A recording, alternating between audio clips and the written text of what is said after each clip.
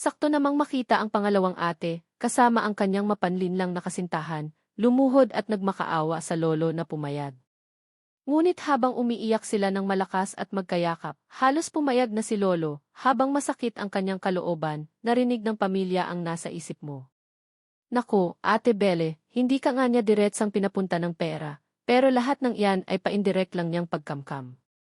Kapag may gusto siyang bilhin, magpo-post lang siya sa kanyang social media, na nakita mo lang at syempre, ikaw lang ang pwedeng makakita. Kawawa naman ang tanga-tanga, wala pa ring kaalam-alam. Kailangan niya pa ring gumawa ng sari-saring palusot para natural na maibigay mo sa kanya. Si Ate Belle, maganda ang kalooban, pero sa yata siya kinulang. Ikaw ang nagmamahal sa kanya ng totoo, pero ikaw, para sa kanya, ay walang halaga. Sa isang araw, kapag nakuha na niya ang gusto niya, ikaw ang una niyang iiwan. Nanlaki ang mata ni Ate Belle, pero imposibleng mangyari yan. Anong isasakripisyo? Anong kapalit? Nagulantang ang puso ni Lolo Miguel. Anong nangyayari dito? Posible bang nasa isip ito ng batang ito?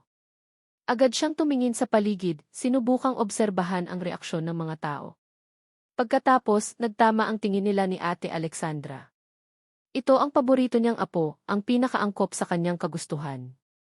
Nagkaintindihan silang dalawa nang hindi nag-uusap. Bahagyang tumango si Ate Alexandra, kay Lolo Miguel, malinaw na halos pareho ang kanilang konklusyon. Napagdesisyonan nilang manahimik muna at obserbahan ang sitwasyon. Wala kang kaalam-alam na sa loob lang ng ilang minuto, may nagaganap ng kakaiba. Napansin mo ang tingin ni Ate Belle, ngunit hindi mo inintindi. Akala mo lang ay nagtataka siya at nagtingin lang. Lubos kang naawa kay Ate Belle sa iyong kalooban. Mukhang masaya si Ate Belle, ngunit sa totoo lang, siya ay bahagi lamang ng plano ng ibang tao.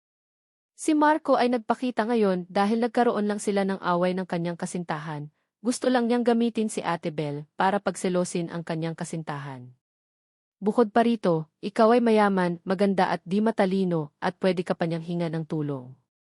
Pag nagkabalikan sila, ikaw ang unang sisipain.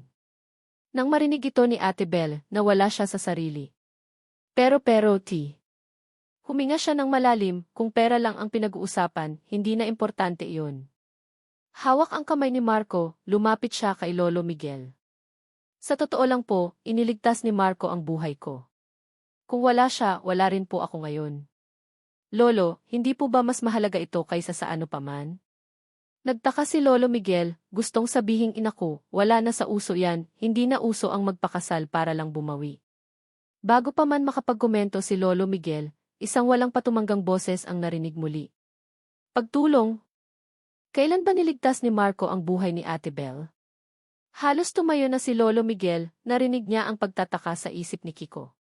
Nagtanong siya nang walang mali siya, ang sinasabi mo ba ay noong nasa kolehiyo ka, nang mapadpad ka sa isla? Bagaman bulag sa pag-ibig si Ate Belle, naintindihan niya ang gustong tukuyin ni Lolo Miguel. Pero hindi siya naniwala at umamin, iyon nga po, noong nagka-aksidente ang barko. Mabilis kang nag-isip ng mga detalye sa iyong isip. Bigla kang nagkaroon ng ideya, naalala ko na. Kawawa naman si Ate Belle. Talagang kawawa siya. Naisip ni Ate Belle, ha? Bakit naman ako kawawa? Sabihin mo pa. Hindi ba alam ni Ate Belle na noong nagka-aksidente ang barko, hindi si Marco ang humila sa kanya papunta sa isla? Hindi niya nga mailigtas ang sarili niya.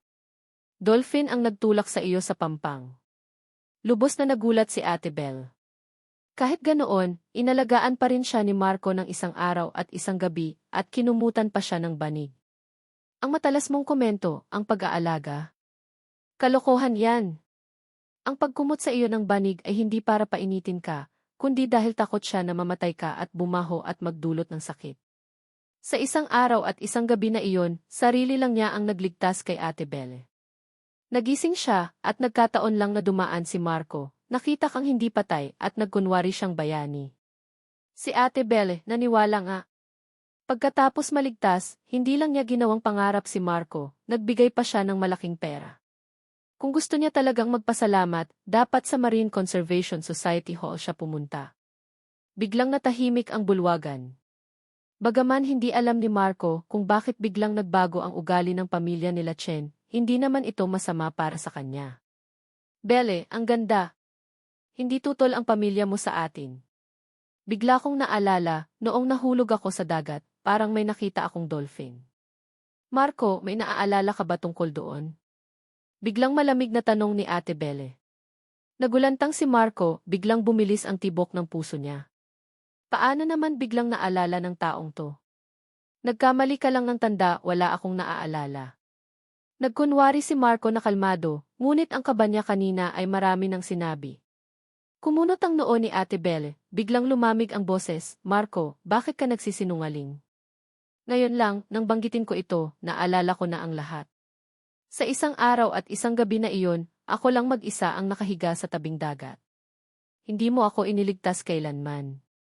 Nagulat si Marco, hala, anong nangyari? Bakit naman biglang tumalino si Ate Belle? Napakanta ka ng malakas, halos bumagsak ang mukha ni Ate Belle. Hindi makapagsalita si Marco ng matagal, na halos magpaliwanag sa sagot. Ang huling pag-asa ay nawala, tumalikod si Ate Belle nang may pagkadismaya, umalis ka na. Simula ngayon, kanya-kanya na tayo ng landas. Huwag mo na akong hanapin pa. Namula ang mukha ni Marco, hindi niya inasahan na mabubunyag ang kanyang kasinungalingan sa ganito kabilis at hindi inaasahang sitwasyon. Sa ilalim ng makahulugang tingin ng pamilya Chen, tuluyan siyang bumagsak at nagmamadaling tumakbo palayo. Habang tinitingnan ang papalayo niyang likod, yumuko si Ate Belle. Mukhang malungkot si Ate Belle. Huwag kang malungkot, Ate Belle. Narinig ni Ate Belle ang nakakaaliw na nasa isip na ito at tumingin sa iyo ng may kakaibang pasasalamat.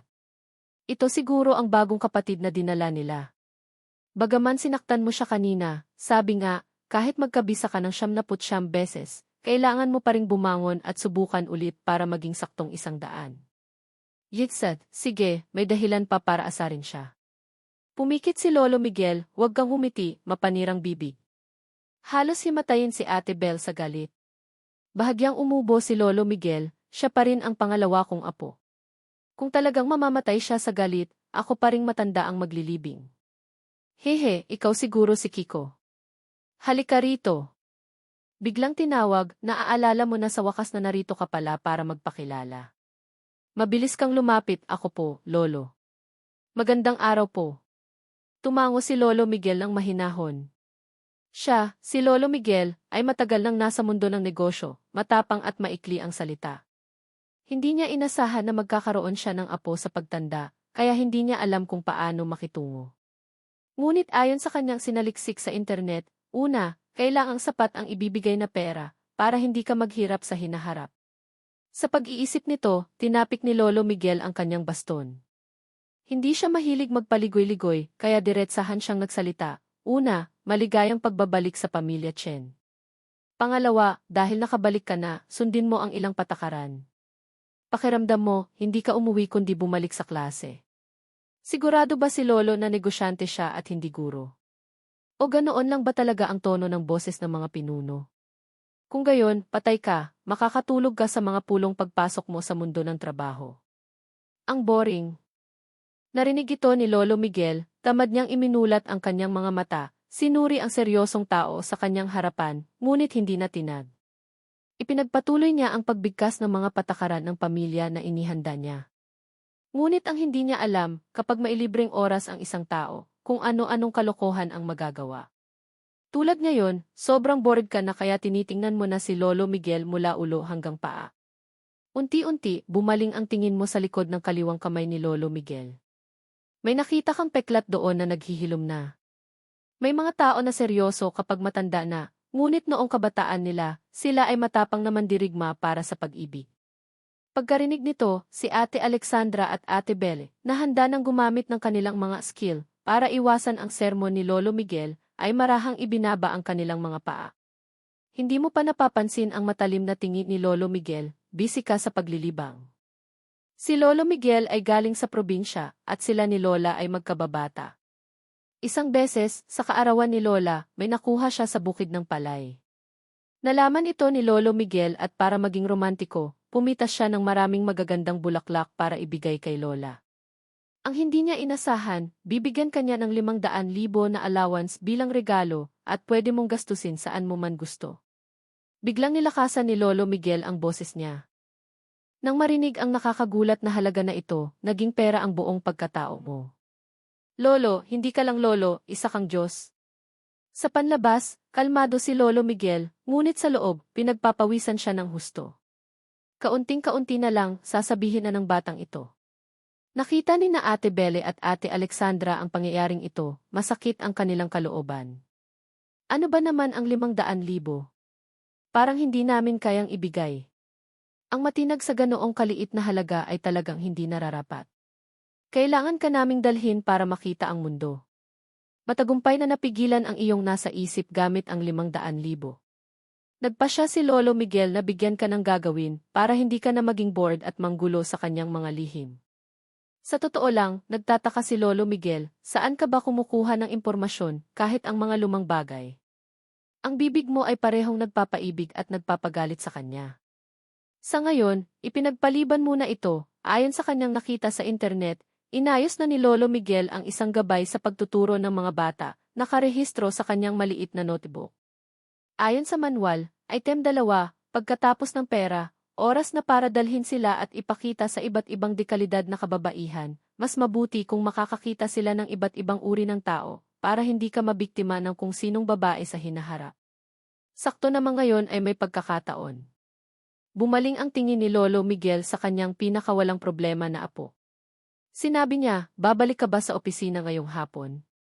Isama mo na lang ang kapatid mo. Si Ate Alexandra, na nagpaplano na ring dalhin ka para makita ang mundo, ay natural na walang tutol.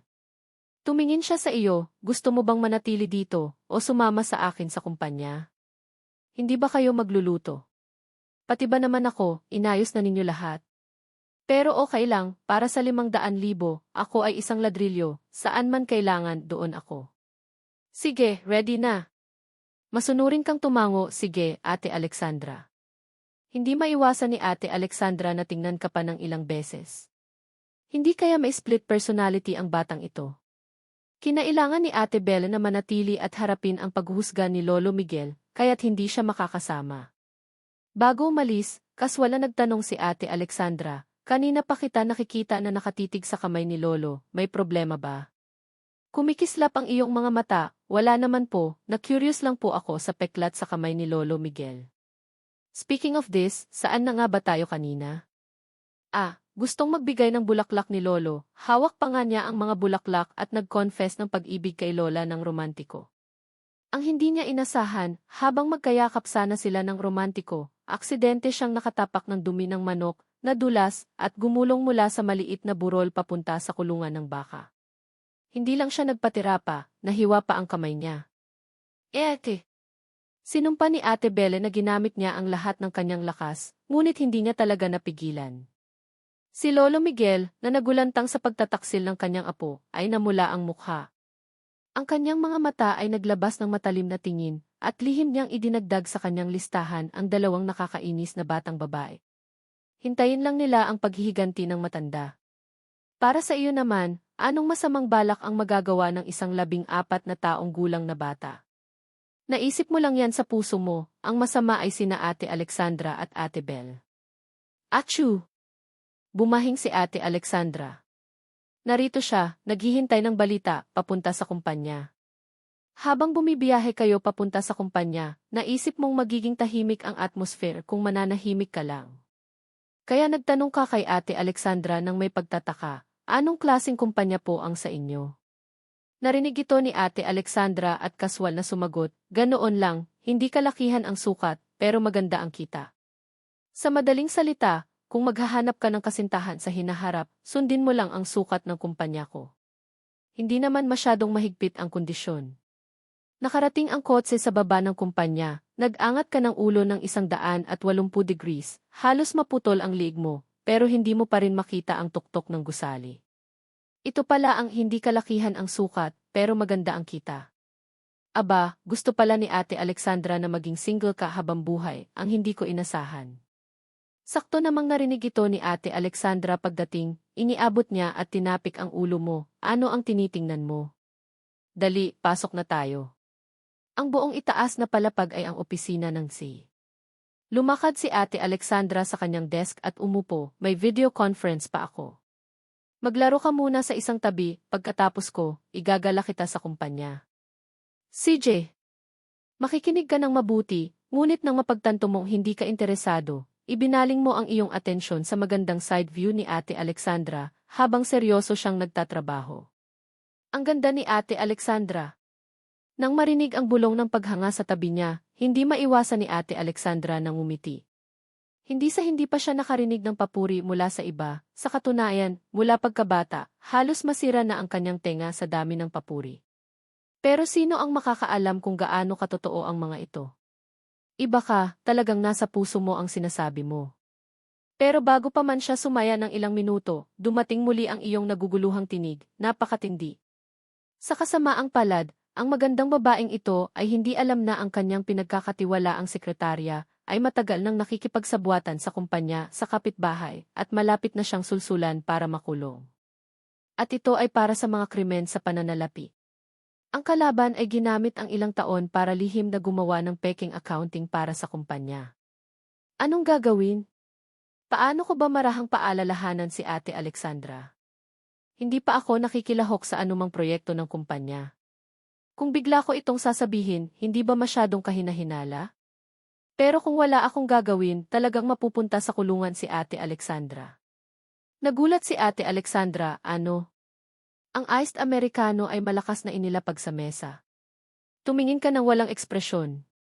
Ang pinuno ng Departamento ng Pananalapi na kararating lang at nagre-report ay nagulat din nanginginig niyang sinabi, Presidente, may problema po ba? Ang tingin ni Ate Alexandra ay matalim, naalala ko lang, matagal na pala akong hindi nakakatingin sa mga accounts. Maghanda ka at ipadala sa akin ang lahat ng financial ledgers mula sa mga nakaraang taon. Hindi alam ng pinuno ng Departamento ng Pananalapi kung ano ang nangyari, ngunit hindi siya nangahas na magsalita pa. Masunurin siyang pumunta para ayusin ito. Kumukurap ka, paano naman biglang naisip ni Ate Alexandra na tingnan ang mga accounts? May sinabi ba ang finance director na ito na nakakuha ng atensyon ni Ate Alexandra?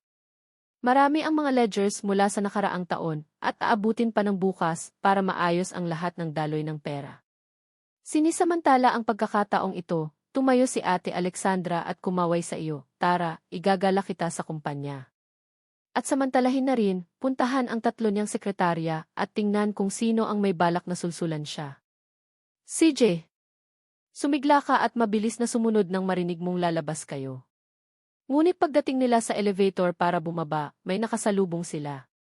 Ang taong iyon ay nakasuot ng maayos na asul na suit. Ang kanyang mga mata ay nagbabago-bago sa pagitan ng katalinuhan at malinaw na katangahan. Ito ay parang isang estudyante sa kolehiyo na nakapasok na sa lipunan, ngunit hindi pa lubos, nagkukunwari lang na matanda na. Si Angelo ang dumating para magdala ng mga dokumento, hindi niya inasahan na makikita si Ate Alexandra na papalabas. Agad siyang tumayo ng tuwid, magandang araw po, Presidente Chen. Tumango si Ate Alexandra, iwan mo na lang ang mga dokumento sa mesa. Ito sino ba ito? Parang pamilyar. Nang marinig ang pamilyar na nasa isip, lumingon si Ate Alexandra at nakita kang nakatitig kay Angelo. Bahagyang kumunot ang kanyang noo. Si Angelo ay isang ulila na sinusuportahan ni Lolo Miguel simula pa noong panahon niya. Kahit nang kinuha niya ang Chen Group sa kolehiyo, hindi niya kailanman itinigil ang pagbibigay ng tulong sa kanya. Pinag-aral pa nga niya sa ibang bansa ilang taon na ang nakalipas. Noong nakaraang taon lang, pagkatapos niyang magtapos, niya siya binalik para maging pinagkakatiwalaan niyang sekretarya. Siya ba ang nag-frame sa kanya? Hindi, imposibleng mangyari, hindi tugma ang oras. Sa loob lang ng isang minuto, dumaan sa isip ni Ate Alexandra ang hindi mabilang na teorya ng konspirasyon. Pero hindi ito nakapigil sa kanya na ipakilala sila, ito si Angelo, ang aking sekretarya.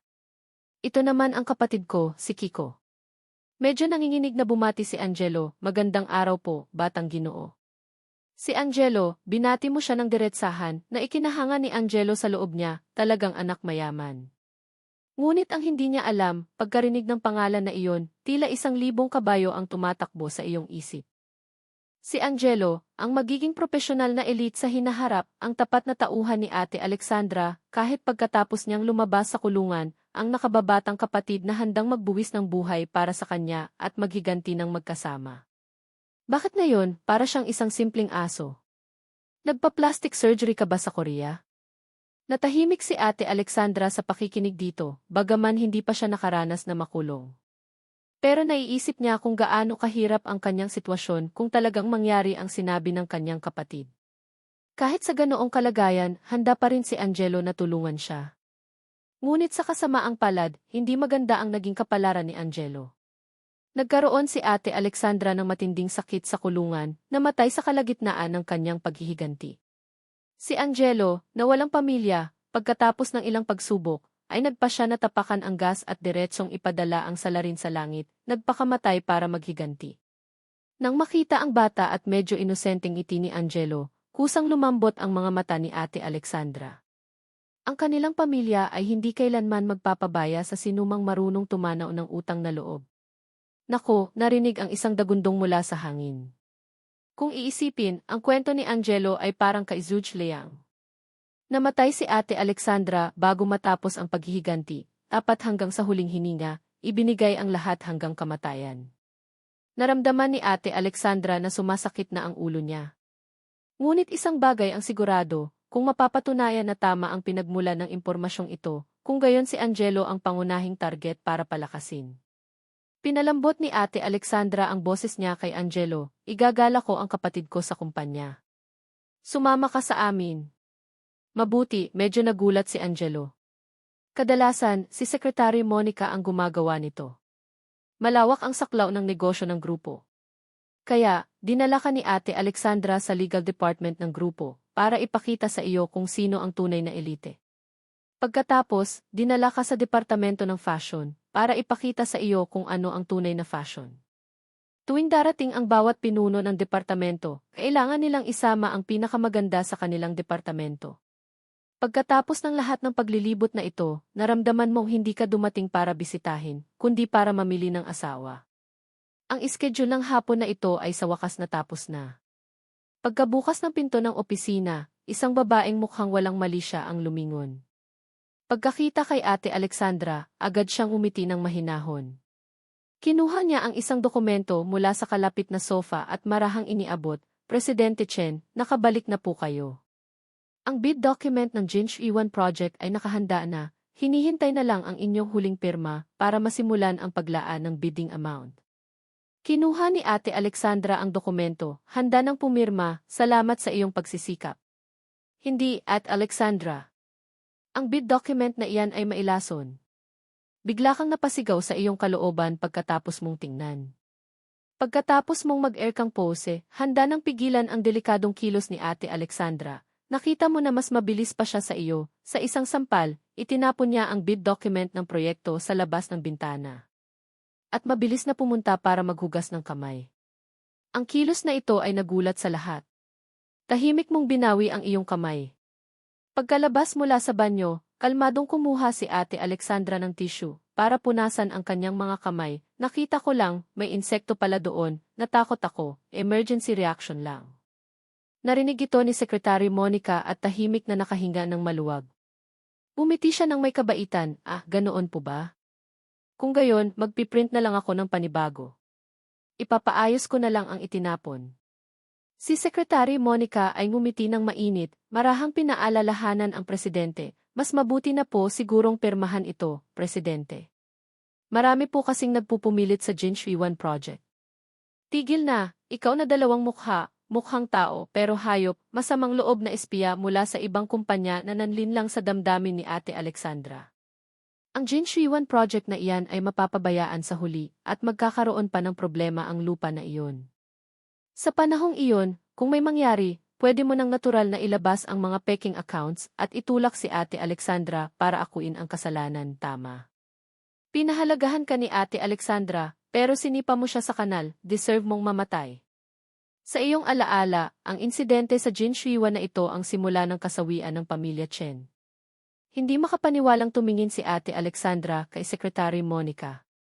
Marami na siyang pinaghinalaan, ngunit hindi kailanman si Secretary Monica. Ang dahilan ay magkaibigan sila simula pa noong high school. Alam niyang mahirap ang pamilya nito, kaya matagal na niya itong tinutulungan sa pinansyal. Pagkatapos ng graduation, direkta pa nga niya itong dinala sa Chen Group. Hindi niya inasahan madilim ang mukha ni Ate Alexandra, bumangon ang damdamin ng pagtataksil sa kanyang puso. Bakit nga ba? Ang nasa isip sa tabi niya ay mas galit pa, kawawa naman si Ate Alexandra, wala pa ring kaalam-alam. Ang Secretary Monica na ito ay sadyang lumapit kay Ate Alexandra noon. Siya pala ang anak sa labas ng boss ng Xu Group. Noon, ang SCOM na iyon ay nanlinlang pagkatapos mabuntis ang legal na asawa ni Eng Xu at nakipagrelasyon sa kanyang true love. Alam ni Secretary Monica na hindi kailanman kikilalanin ang kanyang pagiging anak sa labas. Kaya, para mas lantaran niyang makuha ang kapangyarihan sa hinaharap, sadyang lumapit siya kay Ate Alexandra. Kung tutuusin, si Secretary Monica ang tunay na boss ni Marco sa relasyon nila. Nagtataka ako kung nagkabalikan na sila.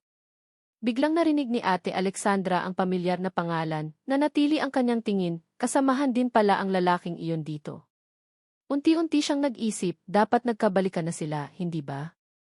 Malaking tulong si Marco kay Secretary Monica. Kahit pa iniwan siya ni Ate Belle, may hawak pa rin siyang lihim kay Secretary Monica. Dati, pinapayagan ni Marco si Ate Belle na dalhin siya sa kumpanya para maglaro at tumulong pa nga sa pagnanakaw ng mga dokumento. Itong dalawa ay maituturing na magkasama sa isang bangka, nag-aaway hanggang kamatayan. Malamig na ngumiti si Ate Alexandra sa kanyang puso, mamaya, ipapaimbestiga ko si Secretary Monica kay Angelo. Hindi pa alam ni Secretary Monica na sa maikling panahong ito, nabuksan na ang buong buhay niya. Hawak niya ang bagong print at mainit pa ring bid project document at bumalik, isang nakangiting mukha na parang maskara ang nakakabit sa kanyang mukha, Presidente Chen. Pwede na po kayong pumirma. Tiningnan ito ni Ate Alexandra, umupo ulit at dahan-dahang sinabi, huwag kang magmadali. Pero Presidente Chen, maraming naglalaban para sa proyektong ito. At nakikita kong malaki ang potensyal ng proyektong ito, paano kung may maunahan tayo sa loob lang ng ilang minuto? Nakita ni Secretary Monica ang handang-handa na ugali ni Ate Alexandra at nag-alala. Ito ang plano na matagal na niyang binalak. Lahat ay nakahanda na. Hinihintay na lang simulan, ngunit nagkaroon na agad ng problema sa simula. Hindi niya talaga maintindihan, nagprint lang naman siya, bakit naman biglang nagbago ang isip ni Ate Alexandra na kanina ay handang-handa ng pumirma. Kinuha ni Ate Alexandra ang kape na ibinigay ni Angelo, dahan-dahang nilagok at pagkatapos ay kaswa na sumagot, ang maunahan. Ibig sabihin, hindi ito para sa atin. Kung para sa atin, darating, kung hindi, huwag pilitin. Si Secretary Monica ay nagpakita ng mukha na puno ng pag-aalala, pero nakausap ko na ang kapartner, isusumite na natin ang aplikasyon ngayong hapon. Ito ay magiging paglabag sa kontrata, at hindi ito maganda para sa reputasyon ng Chen Group. Inilapag ni Ate Alexandra ang tasa, simple lang. Sabihin mo sa kapartner na habang nagbi-business trip ka, nalaman mong nagluloko ang boyfriend mo at sinundan mo para hulihin. Hindi mo maiwasang magsaya sa iyong kalooban, Ate Alexandra, marahil ay panda ka sa nakaraan mong buhay. Napakarat! Napatingin si Secretary Monica, Ate Alexandra, huwag po kayong magbiro, talagang nagmamadali sila. Monica, gaano na tayo katagal magkakilala? Biglang malamig na tanong ni Ate Alexandra. Nagulantang si Secretary Monica sa biglaang tanong na ito. Bahagyang umiwas ang tingin niya, halos 10 taon na po, hindi ba? Halos 10 taon na. Humarap si Ate Alexandra sa bintana, tila nagbubuntong hininga, sapat na ang 10 taon para magbago ang maraming bagay, pero sapat din para hindi mo talaga makita ang totoo. Bumilis ang tibok ng puso ni Secretary Monica, anong ibig sabihin nito? Lihim niyang inobserbahan, ngunit nakita niyang kalmado ang ekspresyon nito, puno ng aura ng pagiging kontrolado. Kalmado ang boses ni Ate Alexandra, pwedeng maghintay ang proyekto. Titingnan ko mamaya ang bid sa Jinchuan. May gagawin pa ako dito. Idaraos ba ang bidding sa makalawa? Opo, Presidente Chen. Naguluhan si Secretary Monica, ngunit dahil sa matinding pagkakasala, hindi na siya nangahas na pilitin pa siya. Habang tinitingnan ang papalayo na likod ni Secretary Monica, malalim ang tingin ni Ate Alexandra. Kung si Secretary Monica ay talagang matagpuang may problema bukas, at talagang gumawa ng peking accounts, hindi niya kailanman hahayaan na makaligtas ang taong nanlinlang sa kanya sa loob ng maraming taon. Hindi niya ito ipapakulong dahil gagawin niyang mas masahol pa sa kamatayan ang buhay nito sa labas ng kulungan. Kinagabihan, sa library sa dulo ng ikatlong palapag ng villa, inilarawan ni Ate Alexandra kay Lolo Miguel ang nangyari sa kumpanya ngayong araw. Minadali ng pinuno ng Departamento ng Pananalapi ang paggawa ng mga ledgers ng nakaraang taon, at sa katunayan, natukoy ang kakulangan ng 1.0 milyong piso. Ayon sa investigasyon, ang bagay na ito ay maaaring may kinalaman din sa Deputy Head ng Finance Department. Sobrang dilim ng mukha ni Lolo Miguel. Hindi niya inasahan na magkakaroon ng problema ang taong malapit sa kanyang pinakamatandang apo. Ngunit pagkatapos ng ilang sandali, hindi niya maiwasang maging masaya. Mabuti na lang at bigla siya nagkaroon ng ideya ngayong araw na ipasama ka kay Ate Alexandra sa kumpanya para magkaroon ng karanasan. Kung hindi niya mailarawan ang magiging bunga. Kung makakaya pa ba ng kanyang matandang buto. Hindi maiwasang bumuntong hininga ni Lolo Miguel, sa pagkakataong ito, malaking tulong ka. Sakto namang, isang boses na puno ng matinding emosyon ang narinig, "Sak Lolo." Nagbago ang mukha ni na Ate Alexandra at Lolo Miguel ng sabay. Ang kaalaman ay parang problema, lahat ay tumatakas sa aking isip. Ayoko nang magsikap. Siguro bukas, lulubog na lang ako sa eskwelahan at hahanap ng mayamang babae na magpapalaki sa akin. Hinimas ni Lolo Miguel ang kanyang noo, masakit, ano ang iniisip ng batang ito buong araw. Naghahanap pa ng mayamang babae. Hindi ba sapat ang pera sa bahay? Sa silid sa parehong palapag, hawak mo ang iyong buhok sa sakit, natapos mo na ang kalahati ng iyong takdang aralan. Nagpasya kang tapusin ang kalahati pa sa pagbalik mo sa eskwelahan bukas. Hinila mo ang kumot mo at napakasarap ng iyong tulog kinagabihan. Kinabukasan, bago mag-umaga, kailangan mong pumasok sa eskwelahan na may mukha ng pagkabato. Boring at walang lasa ang buhay, ang maagang umaga ay pumapatay sa tao. Walang gana kang kumain ng maliit na tinapay sa iyong bibig. Huwag kang magreklamo, isinaksak ni Lolo Miguel ang isang tasa ng gatas sa iyong kamay. Nag-aalala siyang pinaalalahanan ka, si Ate Bea ay nasa parehong eskwelahan sa iyo, sa high school second year, class 3, ang pangalan ay Bea. Kung may problema ka, hanapin mo siya. Kailangan ko talagang puntahan si Ate Bea. Narinig ito ni Lolo Miguel at nag-alala. Pagkatapos ng mga insidente ni na Ate Alexandra at Ate Belle, hindi niya maiwasang maghinala kung mayroon bang mekanismo ng aksidente ang kanilang pamilya. Ngayon, hindi kaya malas din si Ate Bea. Nagpakiramdam si Lolo Miguel at matagal na naghintay, ngunit walang follow-up. Tumingala siya at nakita kang nakatulala habang kumakain, malinaw na blanko ang iyong isip. Bumuga siya at galit na tumingin sa iyo, "Ikaw, batang ito, nagsalita ka ng kalahati, pero hindi mo tinapos." Sa kasamaang palad, bago pa man niya ikaw ay mailipat, nakapasok na ang driver. Siya ang responsable sa pagsundo at paghatid sa iyo sa eskwelahan. Batang Ginoo, handa ka na ba? Kung hindi pa tayo aalis, mahuhuli ka sa eskwelahan. Paparating na ako. Gustong-gusto ni Lolo Miguel na gamitin ang kanyang kamay para hilahin ka pabalik at itanong kung ano ang nangyari. Ngunit pinigilan niya ang kanyang sarili at nanood na lang habang tumatakbo ka palayo. Isinara ang gate at lumingon si Lolo Miguel at sumigaw kay Ate Alexandra, "Nakakababa lang para kumain ng almusal, sumama ka sa akin para tawagan si Ate Bea. Sabihin mo sa kanya na saan man siya pupunta ngayon, isama niya si Kiko." Pagkatapos ng 30 minuto, nakarating ka sa isang kilalang pribadong aristokratikong high school sa bansa. Karamihan sa mga estudyante dito ay mayaman o marangal. Bawat taon, marami pa ring magulang ang nagmamadaling ipasok ang kanilang mga anak dito. Kung talagang makakakilala sila ng mga kaibigan na may impluensyal na background at handang tumulong, ang kanilang kinabukasan ay halos magiging maayos. Batang Ginoo, ihatid na po ba kita sa loob? Parang mabigat po ang bag ng badminton racket at ang backpack mo. Salamat po, Tio, hindi na po kailangan. Kumaway ka, inangat ang bag ng badminton racket, at isang malakas na tunog ng kalampag ang narinig mula sa loob. Biglang natahimik silang dalawa. Nag-alinlangan ang driver, "Batang Ginoo, sira po ba ang racket ninyo? Gusto niyo po bang tulungan ko kayong bumili ng bago?" "Hindi na po, salamat po, Tio, pero talaga pong hindi na kailangan." Pagkasabi mo ay tumakbo ka na sa loob ng eskwelahan. Pagdating mo sa ibaba, binuksan mo ang bag ng badminton racket, halos hindi ka mahuli. hindi pala raket ang nasa loob, kundi isang bagong pirmadong kontrata.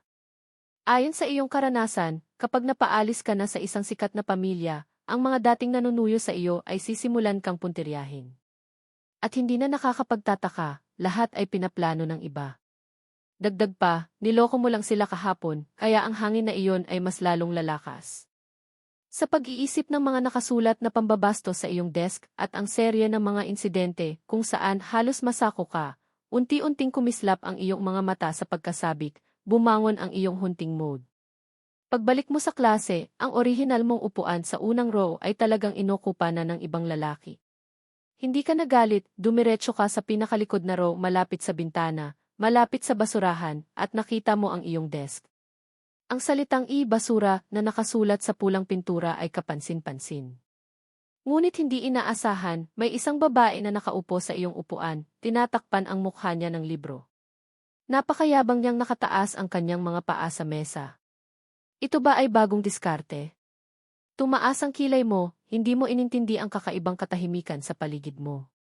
Kasi, ang mga kaklase na ito ay tahimik din kapag nanonood ng drama.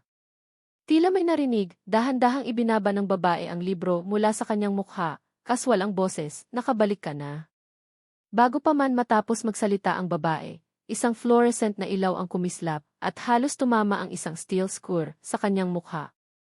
Ang binatang nakatayo sa kanyang harapan ay may matalim na tingin, kung hindi mo papalitan ang upuan ko ngayon, huwag ka nang umalis dito. Tapos, nang makita mo ang tao, halos masira ka, hala, hindi ba't si Ate Bea ito? Bakit naman siya sobrang bored at hinanap ako ngayon? Nagulat pa rin si Ate Bea na ito ang kapatid na tinutukoy ni Ate Alexandra sa telepono, na sabi niya ay mahina raw parang tupa. Sino ba ang nasa harapan niya? Bago pa man matapos ang mga tanong sa kanyang isip, biglang lumitaw muli ang kakaibang nasa isip na iyon na nagkasabay sa iyong boses. Naintindihan ni Ate Bea, posible bang siya ang pinili ng liwanag? Kaya niyang tanggapin. Sinubukan ni Ate Bea na magpakita ng pinaka-cool na hitsura, sadyang binabaan ang kanyang boses, kapatid, unang pagkikita, hindi ka ba magsasabi sa akin ng anuman? Bumuka ang iyong bibig, handa nang magsalita, nang marinig ang tunog ng mga silya na natumba mula sa tabi. Naku po, Ate Bea, masyadong wild ang kapatid mo. Ang high school ay may boarding system. Sarap ng tulog ni Ate Bea sa kanyang dormitoryo ngayon nang bigla siyang tawagan ng kanyang ate. Hinihingi siyang makipagkita sa iyo, itong kapatid na hindi pa niya nakikita. At binantaan siya na kung hindi siya susunod, puputulin ang kanyang card. Kaya, wala nang nagawa si Ate Bea, kundi sumuko sa masamang kapitalismo. Akala niya ay basta na lang niya lulutasin, ngunit hindi niya inasahan na pagdating niya sa iyong klase, nakita niya ang nakasulat na basura sa iyong desk at narinig ang maraming tsismis. Agad na nagalit si Ate Bea.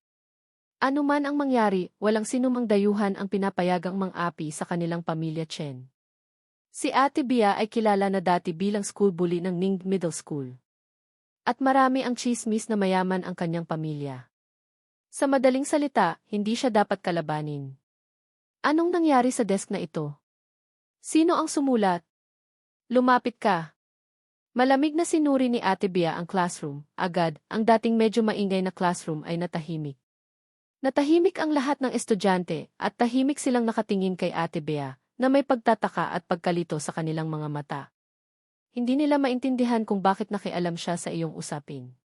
Kasunod nito, nagulat ang lahat sa sinabi ni Ate Bea, si Kiko ay kapatid ko, poprotektahan ko siya. Sana, pag-isipan ninyo ng mabuti ang kahihinatnan sa hinaharap. Para sa mga gumawa ng kalokohan. Huminto si Ate Bea, pagkatapos ay ngumiti ng mapanukso, kahit hindi ninyo aminin o kailang. Kapag dumating si Kiko, ipapagturo ko sa kanya ng personal. Nang lumabas ang mga salitang ito, agad na kinabahan ang mga estudyanteng may sala. Sa kabilang banda, ang ibang estudyante na walang kinalaman ay mas nagulat. Anong nangyayari? Hindi ba siya ang peking anak mayaman na umagaw sa posisyon at bumalik na sa kanyang tunay na magulang sa mahirap na pamilya?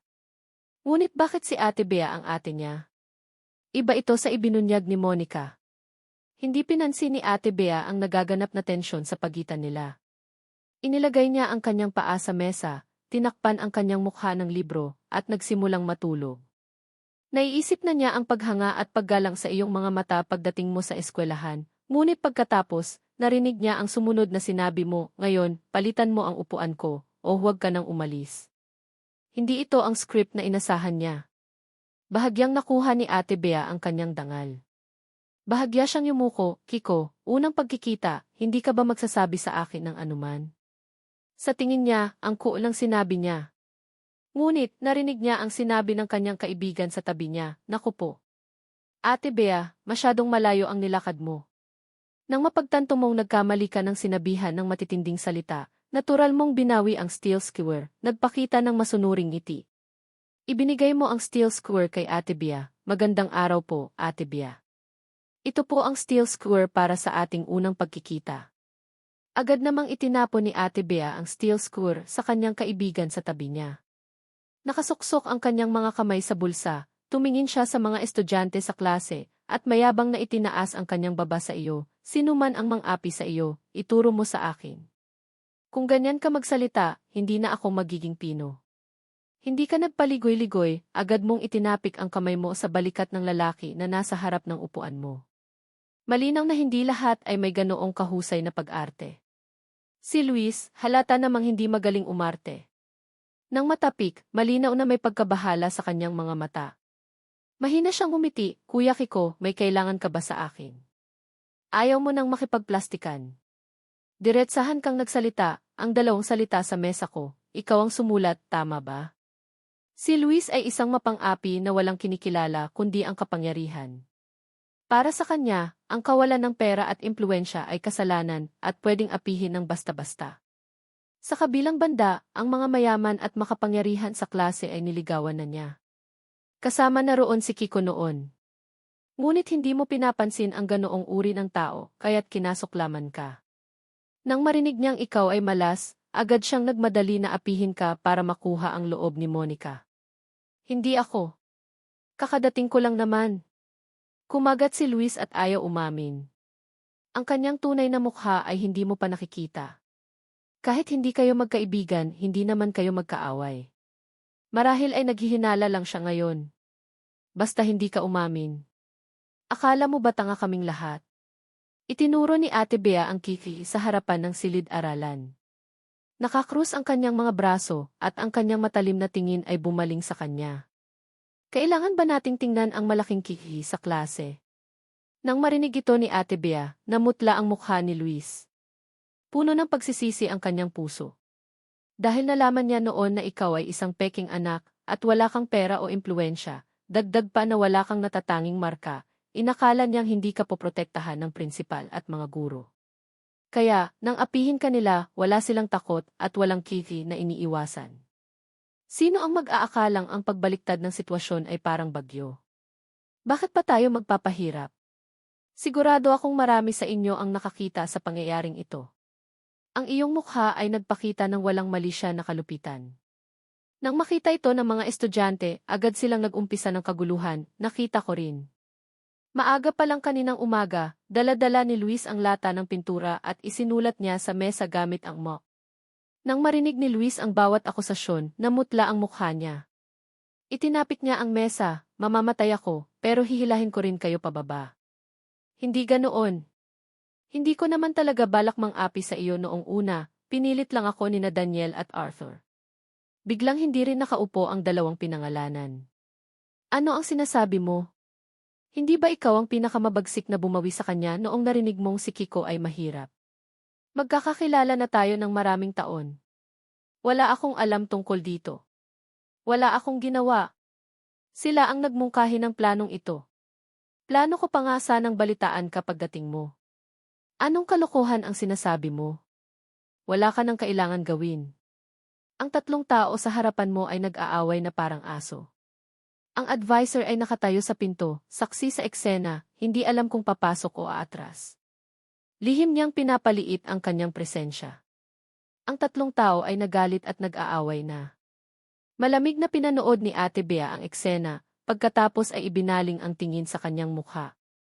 Wala naman sigurong trauma ang kapatid na ito sa kanya, tama ba? Naalala niya ang sinabi ni Ate Alexandra na kailangan kanyang isama buong araw. Naisip ni Ate Bea na hindi na rin siya makakapag-aral ngayon, kaya't dadalhin ka na lang niya. Lumapit siya sa advisor, hindi pinansin ang tatlong nag-aaway. Kaswal niyang sinabi, pagkatapos nilang mag-away, sabihin mo sa kanila na tandaan ito ng Chen Group. Mas mabuti kung ipaalam nila sa kanilang mga magulang. Sigurado akong alam ng kanilang mga magulang kung ano ang gagawin. Kinuha ni Ate Bea ang kanyang cellphone at mabilis na nag-text kay Ate Alexandra tungkol sa sitwasyon. Nagpatuloy siya sa advisor, ang natitira, pakipagpaalam na lang kay Kiko. Dadalhin ko siya ngayon.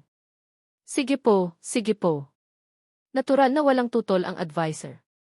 Hinila mo ang manggas ni Ate Bea at nagtanong, Ate Bea, mag-i-impact na po ba ako para umuwi?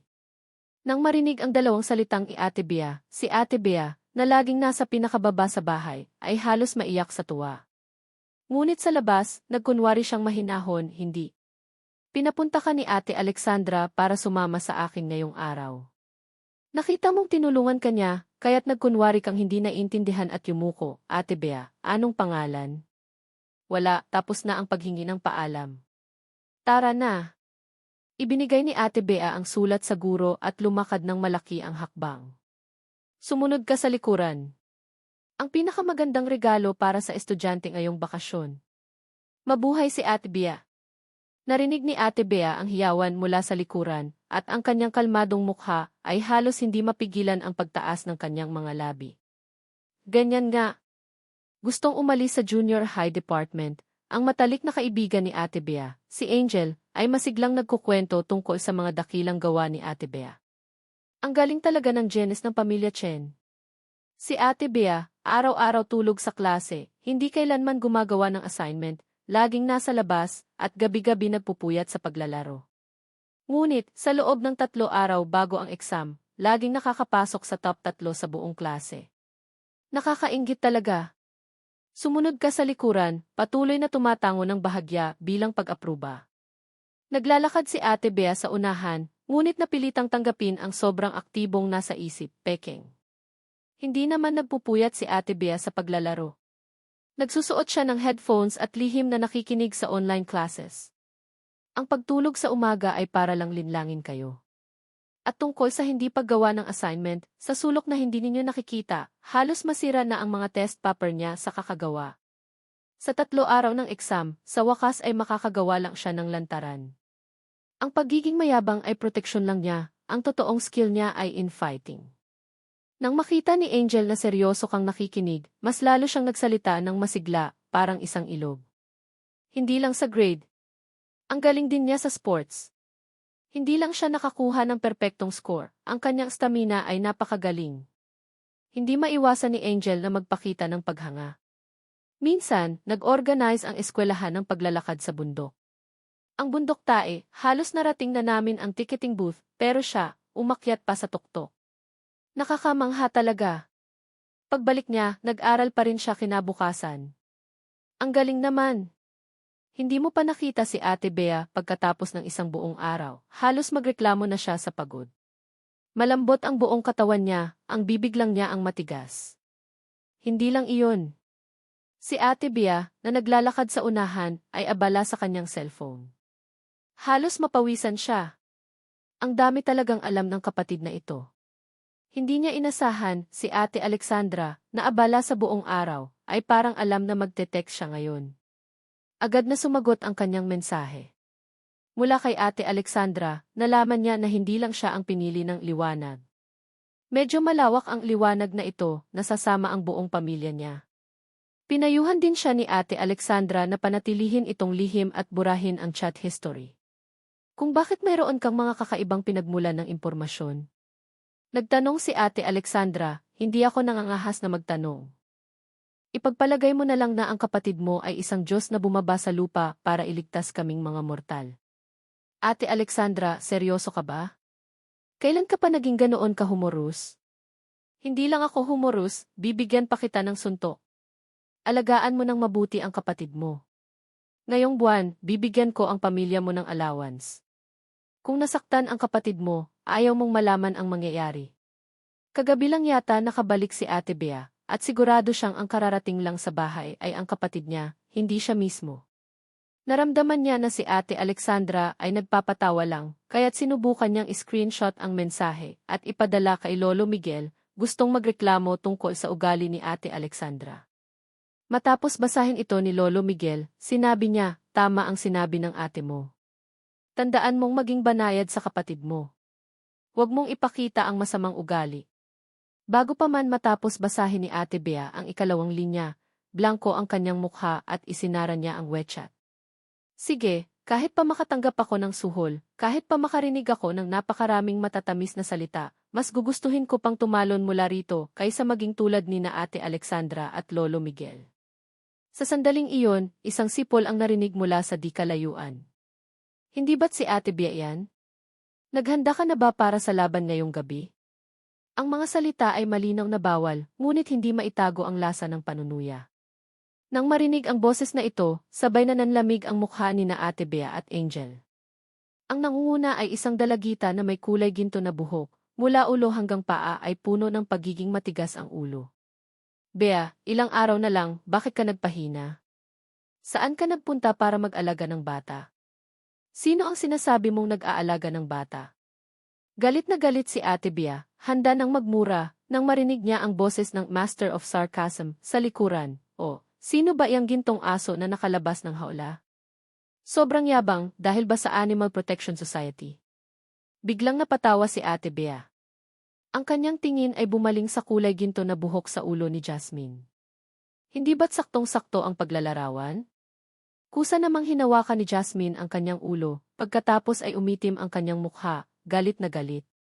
Sino yan? Kapatid ko yan. Hinarangan ka ni Ate Bea at binalaan si Jasmine, Jasmine, maging magalang ka sa akin. Si Jasmine ay kalaban ni Ate Bea, ngunit hindi pa siya umaabot sa puntong mang-api ng bata. Bukod pa rito, medyo malakas ang kanyang pag-atake kanina. Malamig siyang huminga, hindi na siya nagreklamo patungkol sa bagay na iyon.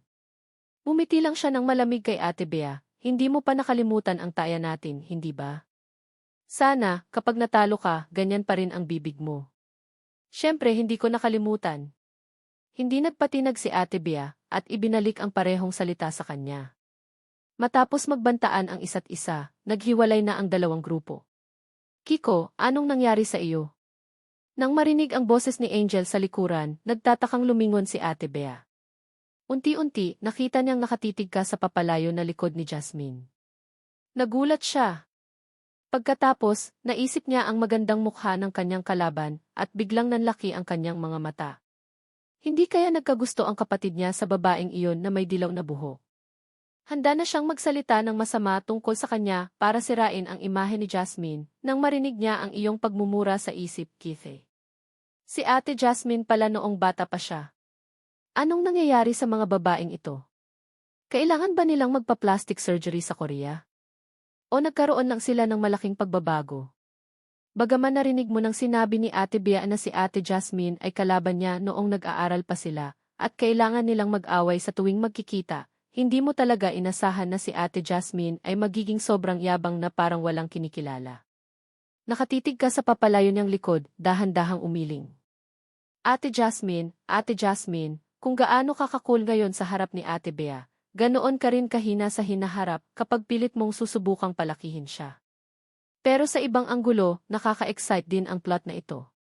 Kung pagsasamahin natin ang pagkabangkarote sa hinaharap, ang script ng dalawang ito ay, pagkatapos ng pagkabangkarote ng pamilya ko, papalakiin ako ng aking kalaban.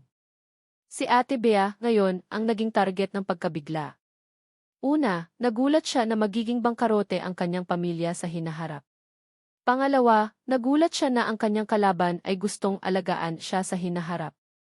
Impossible. Ang taong iyon ay isang purong tibo. Pero bakit niya ako gustong alagaan? Anong klaseng multo ang kwento ito? Lubos na naguluhan si Ate Bea. Bakit nga ba? Bakit ginagawa ito ni Ate Jasmine? Nang marinig ang keyword, agad na binuksan ni Ate Bea ang homecoming mode. Angel, dali, ikwento mo po na. Si Angel sa tabi niya. Naglabas siya ng halos hindi marinig na buntong hininga, agad na nakakuha ng iyong atensyon. Anong nangyari? May problema ba? Nagtataka mong tanong. Tumingala si Angel at tiningnan ang likod ng kanyang kaibigan. Medyo walang magawa, nag-aalala lang ako kay Ate Bea. Ate Bea, alam kong nag-aalala ka, pero huwag ka munang mag-alala. Malapit na akong marinig ang dahilan. Dali, dali, dali, dali. Ngunit ang dalawang tao sa likuran ay hindi naiintindihan ang kaba sa unahan. Nagtataka ka munang yumuko. Pagkatapos, naisip mo ang sitwasyon kanina, bigla kang nakakuha ng ideya at nagtanong ng may pagtataka, ano pala ang taya na sinasabi ninyo kanina? Ang tanong na ito ay nagpatumpik-tumpik kay Angel, tumingin siya kay Ate Bea, hindi sigurado kung masasabi ba niya ang totoo. Wala, labanan lang ng motorsiklo. Si Ate Bea, sa kabilang banda, ay walang masyadong pag-aalala. Kaswal siyang nagkibit balikat, ngayong gabi, 8 sa bundok paikot, may labanan kami ni Jasmine ng bilis at passion. Kung sino ang matalo, magsisilbi ng tsaa at tubig sa kalaban sa loob ng 1 buwan bilang utusan. Ang malayang pag-uutos sa isa't isa na magdala ng tsaa at tubig. Hindi ba't ito ang magiging trato kay Ate Bea sa hinaharap? Sa isang salita lang, masaya nang magsisilbi si Ate Jasmine. Ate Bea, mayroon pa bang mas magandang bagay kaysa dito? Nag-aalala pa rin si Angel, ngunit delikado ang lugar sa bundok paikot. Hindi ba pwedeng magpalit ng lugar? Tumaas ang kilay ni Ate Bea. Nang pag-usapan ang kanyang paboritong proyekto, nagliwanag ang buong pagkatao niya, at mumiti siya nang lumabas ang kanyang maliliit na ngipin. Hindi ka pa ba nagtitiwala sa kakayahan ko? Huwag kang mag-alala. Hindi lang bundok paikot, kahit pa 18 baluktot na kalsada, kaya kong tahakin. Okay na, maging kalmado ka. Matapos sabihin ito, ibinaling niya ang kanyang atensyon sa iyo. Nagtanong siya kung uwi ka ba ngayong gabi o mananatili sa kanyang villa. Bagaman ang Mingde High School ay may boarding system, pwede ka pa ring manatili sa bahay, basta hindi maapektuhan ang iyong performance. At si Ate Bea, para maisakatuparan ang kanyang lihim na pag-aaral at sorpresahin ang lahat, bumili siya ng villa malapit sa eskwelahan. Hindi lang kumpleto ang mga kagamitan sa loob ng villa na maginhawa para sa kanyang paglipat anumang oras, mayroon din siyang iba't ibang paboritong motorsiklo sa garahe. Hindi mo alam kung bakit lagi kang nag-aalala sa taya sa bundok paikot. Agad kang nagpahayag na gusto mong sumama sa villa. Nauna nang nagpaalam si Ate Bea. Walang tutol si Ate Bea, kaya't agad kanyang dinala. Ngunit pagkabukas niya ng pinto, agad siyang nagsisi. Dahil nakalimutan niya ikaw. Humanga ka sa pader na puno ng mahahalagang salita sa Ingles, ngumiti na parang nakakita ng lahat. Ate Bea, isa ka talagang mahilig mag-aral. Ito ang tinatawag na madaling magpakita ng pagiging matalino, mahirap malaman ang lihim na ambisyon. Kaya, kailangan mong maging maingat sa bawat taong nagsasabi sa iyo na maging walang pakialam sa harapan mo. Dahil posible na nilalaso nila ang iyong isip at lihim silang nagsisikap sa mga lugar na hindi mo alam. Kung seryoso ka, talo ka. Ang buong isip ni Ate Bea ay puno ng mga banta at pang-aakit ni na Ate Alexandra at Lolo Miguel na nagsasabi sa kanya na magpakita ng magandang imahe. Tumango siya ng mailuha sa mata, kailangan mo ring matuto sa akin sa ganitong uri ng masipag na espiritu. Sa sandaling ito, nakalagay ang iyong mga kamay sa likod at kaswal kang naglalakad patungo sa kalendaryo. Ang kilos na ito ay karaniwang makikita sa mga matatandang lalaki sa parke ng Beijing sa umaga na naglalakad habang may dalang hawla ng ibon. Dahil dito, laging gusto ni Ate Bea na kumuha ng baston. Gumalaw ang kanyang mga labi. Simula pagkabata, wala siyang masyadong karanasan sa pakikipag-ugnayan sa mga lalaki. Naisip niya na dahil estudyante naman kayo, bakit hindi mo nalang yayain ang kapatid mo na mag-aral ng assignments? Habang iniisip niya, mas lalong akma ang ideyang ito. Isang ate na matyagang nagtuturo sa kanyang kapatid kung paano mag-solve ng problema, napaka-harmonious at mapagmahal na senaryo. Nakatayo ka sa harap ng kalendaryo, mas lalong sumeryoso ang iyong mukha. Hindi mo pa napagtanto ang malaking problema na haharapin mo. Kinuha mo ang iyong cellphone. Ngayon, Nobyembre 18, 2023. Ang taya ni Ate Bea sa bundok paikot. Naalala mo na. Sa mismong araw na ito, si Ate Bea ay malubhang masasaktan dahil sa sumabog na gulong ng motorsiklo, magiging pilay ang kanyang mga binti, at mula noon ay makakalakad lang ng maikling distansya, at hindi na makakagawa ng matinding ehersisyo. Dagdag pa, nakahiga siya sa ihi ng 2 araw, pilay ang kanyang mga binti. Narinig ni Ate Bea ang malagim na kahihinatnan na ito at nagulat siyang umatras ng isang hakbang. Sa loob lang ng ilang salita, nawala ang kanyang pagiging malambot. Pero hindi naman dapat.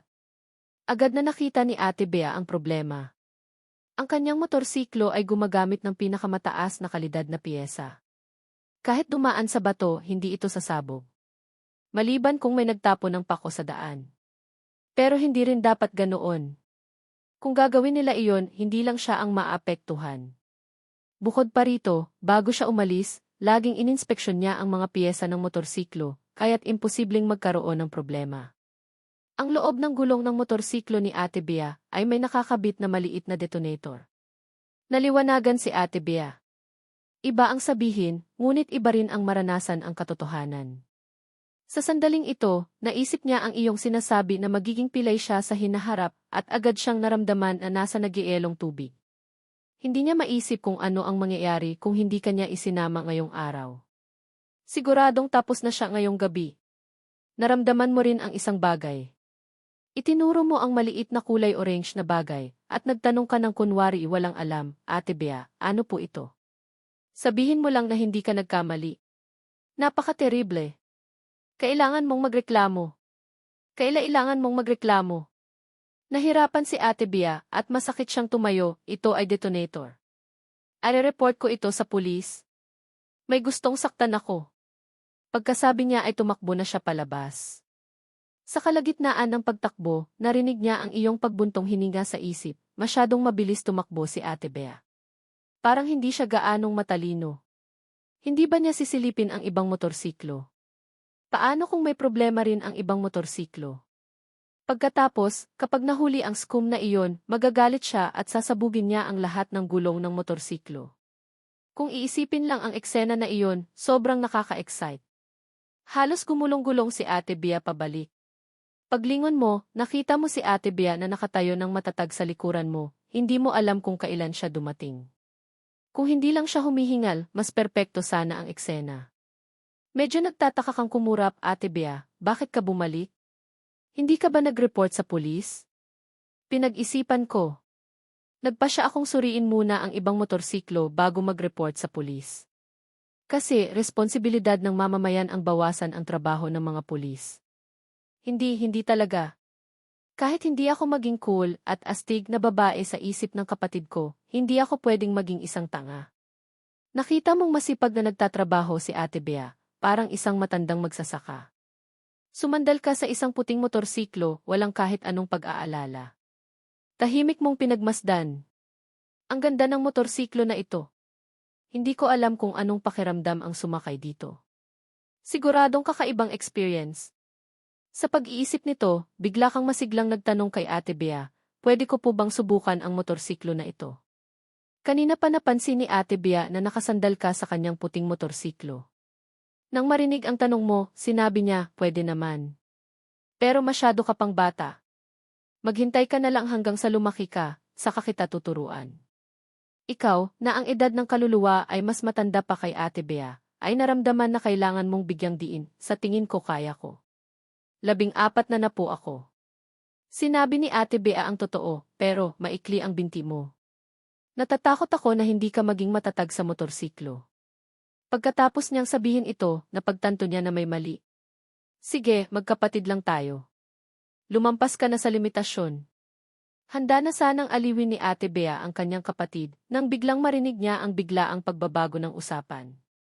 Lumaki ang ngiti mo, Ate Bea, base sa taya ninyo ni Jasmine, sino ang unang makatapos sa finish line ngayong gabi, siya ang susundin ninyo, tama ba?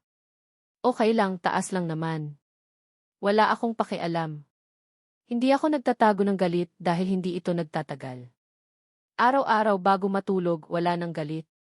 Kung nagtatago man ako ng galit, hindi ito nagtatagal. Nang marinig ni Ate Bea ang nasa isip na ito, naramdaman niyang may mali, ngunit dahil sa lubos na tiwala niya sa iyo, hindi na siya nag-isip pa. Akala niya, magiging pasaway ka lang at sasadyaing pahirapan siya, kaya't hindi niya ito masyadong pinansin. Agad siyang tumango, ganoon niya. Tatanggapin ko ang pagkatalo ko. Pagkatapos palitan ang gulong, nag-report si Ate Bea sa pulis. Agad na dumating ang pulis para imbestigahan ang bagay na ito. Dahil ang mga gulong ng motorsiklo ni Ate Bea ay karamihan ay custom-made at ilang manufacturer lang ang kayang gumawa ayon sa impormasyong ibinigay niya. Mabilis na sinundan ng pulis ang bakas at matagumpay na natagpuan ang scum na lihim na nagtatayo ng kasino. Agad na walang pakialam na sinuntok siya ni Ate Bea ng ilang beses. Si Ate Alexandra, bilang panganay, ay may madilim na mukha nang matanggap ang balita. Si Ate Bea, bilang biktima, ay kailangan sanang dumaan sa maraming proseso sa istasyon ng pulis, ngunit sinabi niya kay Ate Alexandra na may taya pa siya ngayong gabi at kailangan niyang umabot doon. Pagkatapos, sinipa siya ni Ate Alexandra, na puno ng galit at pagkabagot, palabas ng istasyon ng pulis, sinasabing alagaan ng mabuti ang kapatid niya at hintayin ang kanyang pagproseso. Pagkalabas ng istasyon ng pulis, lumubog na ang araw.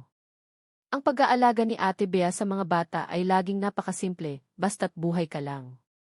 Basta-basta kanyang pinakain ng fast food.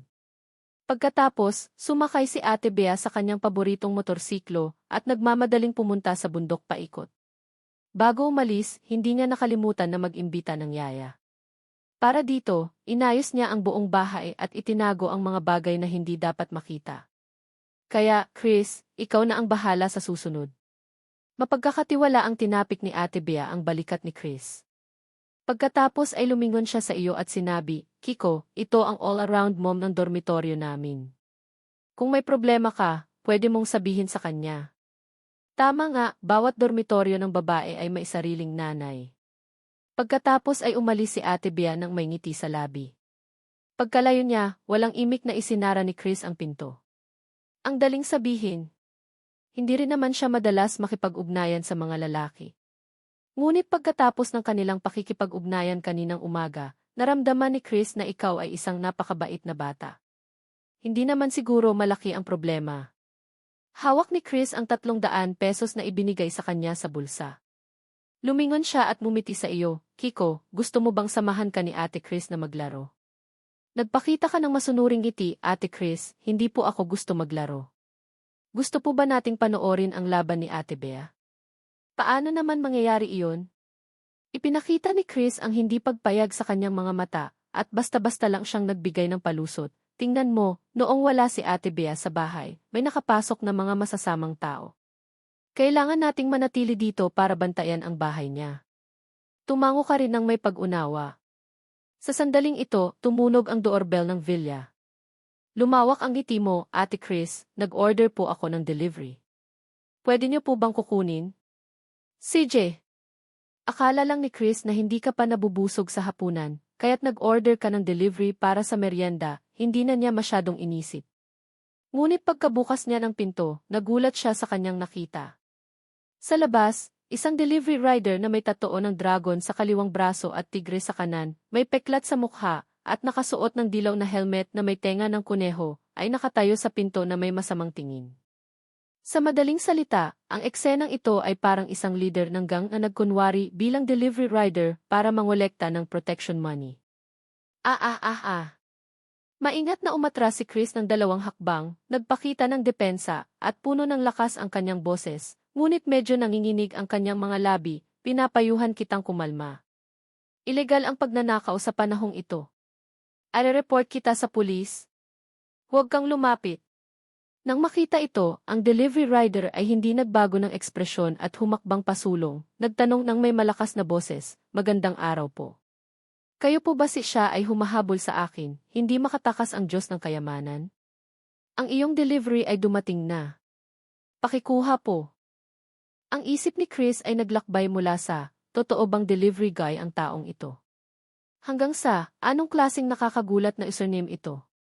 Hanggang sa wakas, blanko ang kanyang mukha at tinanggap niya. Inabot niya ang kamay, sige, akin na lang. Nang marinig ito, kinuha ng delivery rider ang kanyang cellphone, at nagpakita ng puting-puting ngipin, hindi ba kayo si Miss Chris? Nagulat si Chris, hindi maintindihan, ako nga. Kapatid mo, si Kiko, na may iisang ama at ina, ay bumili lang ng bagong serbisyo namin na kasama para sa mga ulilang matatanda. Ikaw ang kasama at kinuha niya ang aking motorsiklo. Kaya, sa susunod na 2 oras, sana'y makipagtulungan ka. Chris, nagulat. Sa kabilang banda, ikaw, na matagumpay na nakatakas mula sa balkonahe, ay nakasakay sa pamilyar na motorsiklo ng delivery. Sa iyong mga mata na puno ng luha, umiti ka ng malumanay, paalam, Ate Chris. Huwag kang mag-alala, ang kasama na pinili ko para sa iyo ay ang dating master ko noong nagde-delivery pa ako. Bagaman mukha siyang maton, sa totoo lang, siya ay isang lalaking may napakadetalyadong isip. Siguradong magiging masaya ang kanilang pagsasama. Sa kabilang banda, sa bundok paikot, isang pula at isang dilaw na motorsiklo ang magkatabi na naglalakbay sa palikolikong kalsada ng bundok. Magkapantay ang kanilang bilis at galing. Sa likuran nila, marami pang sasakyan ang naiwan nila ng malayo. Kasabay ng isang malaking at mahirap na pag-corner, bahagyang naunahan ng pulang motorsiklo ang dilaw na isa. Ang rider ng pulang motorsiklo ay lumingon, mayabang na itinaas ang dalawang daliri sa kanyang noo, at nagbigay ng paalam. Sumuko ka na, maliit na gintong buhok. Hindi mo ako kayang talunin. Sa susunod na isang buwan, maging masunurin ka at magdala ng tsaa at tubig sa akin.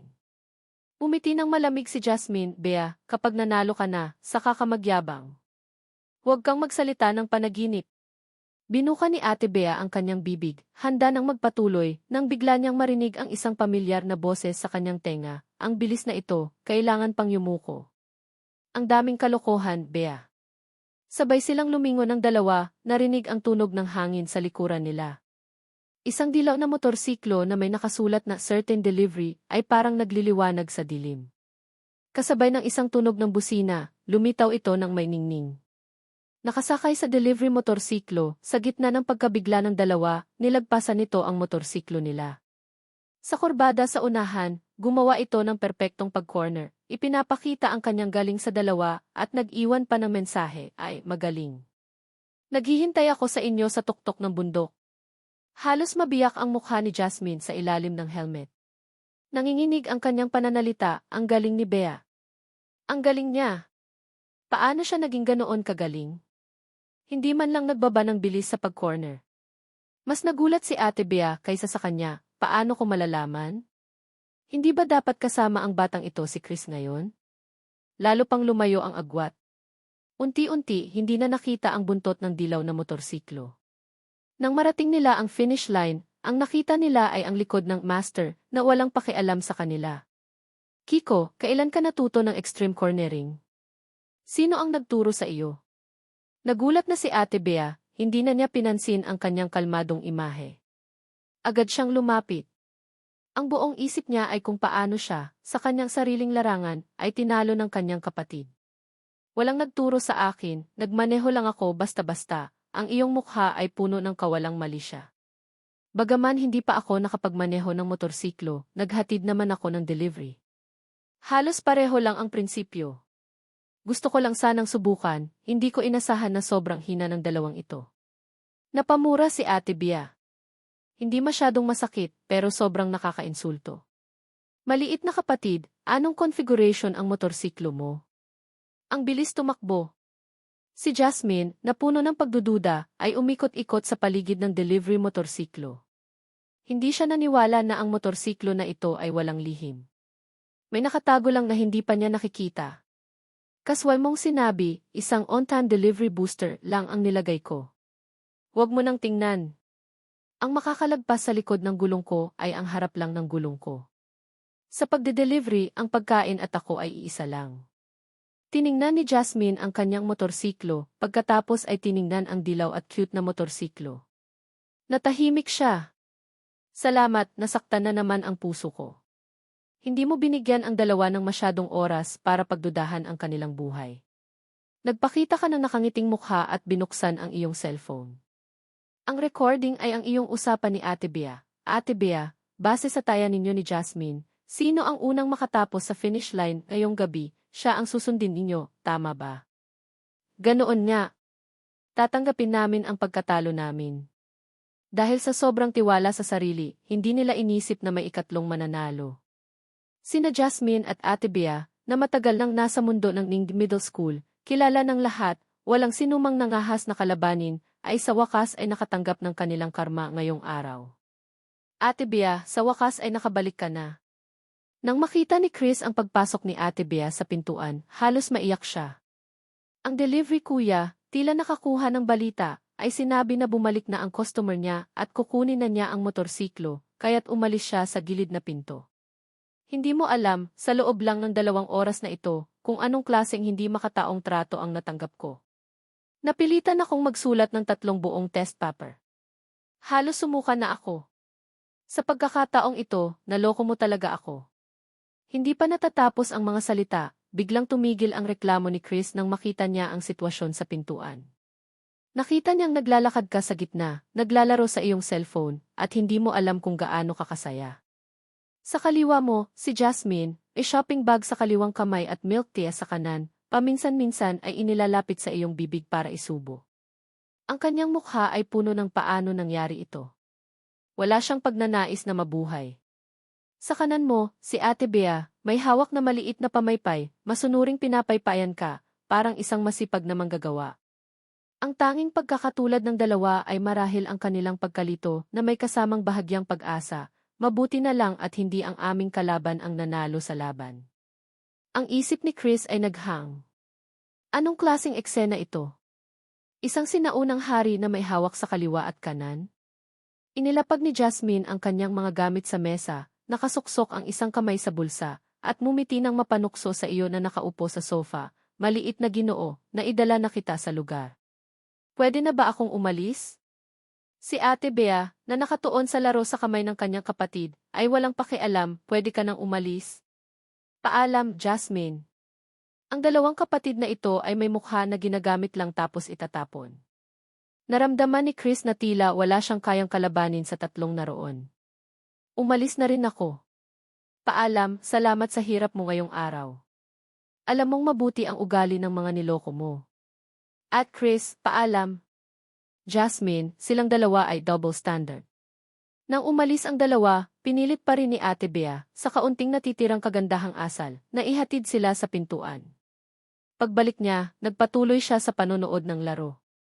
Habang nanonood sila, lalo silang nabaliw. Nag-connect ang magkapatid at naglaro ng Peace Elite. Isang putok, isang patay na kalaban. Naglaro sila hanggang 12 SA at natulog ng eksakto sa oras, hindi dahil may klase sila kinabukasan, kundi dahil sobrang galing mo sa pagbaril, sinira mo ang loob ng kalaban. Nagreklamo sila na gumagamit ka ng hack, at bilang resulta, na-block ang account mo. Hindi matiis ni Ate Bea, itinuro niya ang ilong ng kalaban at pinagmura ng malakas, sobrang bastos. Pagkatapos, dahil sa pagre-report ng kalaban, matagumpay siyang nakakuha ng 7 araw na parusa sa kulungan. Kaya, ang mahirap na magkapatid na ito ay walang magawa, kaya't kailangan nilang matulog. Kinaumagahan, nagising ka sa bangon ng almusal. Nag-order si Ate Bea ng breakfast dim sum set mula sa Tanjing Pavilion. Mula sa pangunahing dim sum hanggang sa specialty dim sum, lahat ay nakahanda. Bakit sobrang berde ng siomai na ito? May mali. Hayaan mong isakripisyo ko ang sarili ko, baka mailason. Ang sarap ng egg tart na ito. Narinig ko na ginamitan daw ito ng bird's nest. Ang galing. Pero hindi ko naman matikman ang pagkakaiba sa binibili ko sa cake shop. Ang sarap talaga ng crab roe soup dumpling. Anong klaseng buhay ba ang meron ako noon? Kainin mo. Ano ang ginagawa mo, mahal? Nandyan ka ba? Tulog ka na ba? Mahal, ano ang ginagawa ko? Kumakain ako, Ate Bea. Alaynan. Ang kapatid na ito, isa ba siyang tanga na pinadala ng mga unggoy? Ang buong isip niya, lalasonin ba ng linyang ito? Kumain ka pa, marami. Nang makita ni Ate Bea ang taong iyon na parang hindi nakakain ng 500 taon, hindi niya mapigilan ang pag-ibig. Tingnan mo ang kanyang kapatid. Kumakain na parang multo at payat pa rin. Siguradong hindi siya nakakain ng masasarap na pagkain dati. Ngayon na nasa bahay na siya, kailangan siyang alagaan ng mabuti. Salamat po, Ate Bea. Inabot mo ang iyong mangkok at kinuha ang siomai, masaya ka. Ngunit nang halos busog ka na, sa wakas ay bumaling ang iyong isip mula sa pagkain. Ang ganda ng araw, bakit kailangan pang magsimula sa pag-aaral? Kailangan ko ba talagang pumasok sa eskwelahan? Sa pag-aaral, isa lang ang description mo, bayad na kulungan. Noong bata pa, bayad na kulungan. Paglaki, kulungan dahil sa pagtatrabaho ng husto. Mahirap kumita ng pera, mahirap lunukin ang kasinungalingan. Ang buong buhay niya ay nasayang sa kulungan. Sa wakas, nakakita siya ng magandang steel skewer at binigay niya. Ngayon napapasok na siya sa eskwelahan, kailangan niyang tingnan kung may magandang brick. Ang ugali na ito ay lalong gumagaling. Bahagyang umubo si Ate Bea, sa loob ng 2 araw na ito, hindi mo na kailangan pumasok sa klase mo. Talaga po? Buhay na buhay ka. Siyempre, tutu.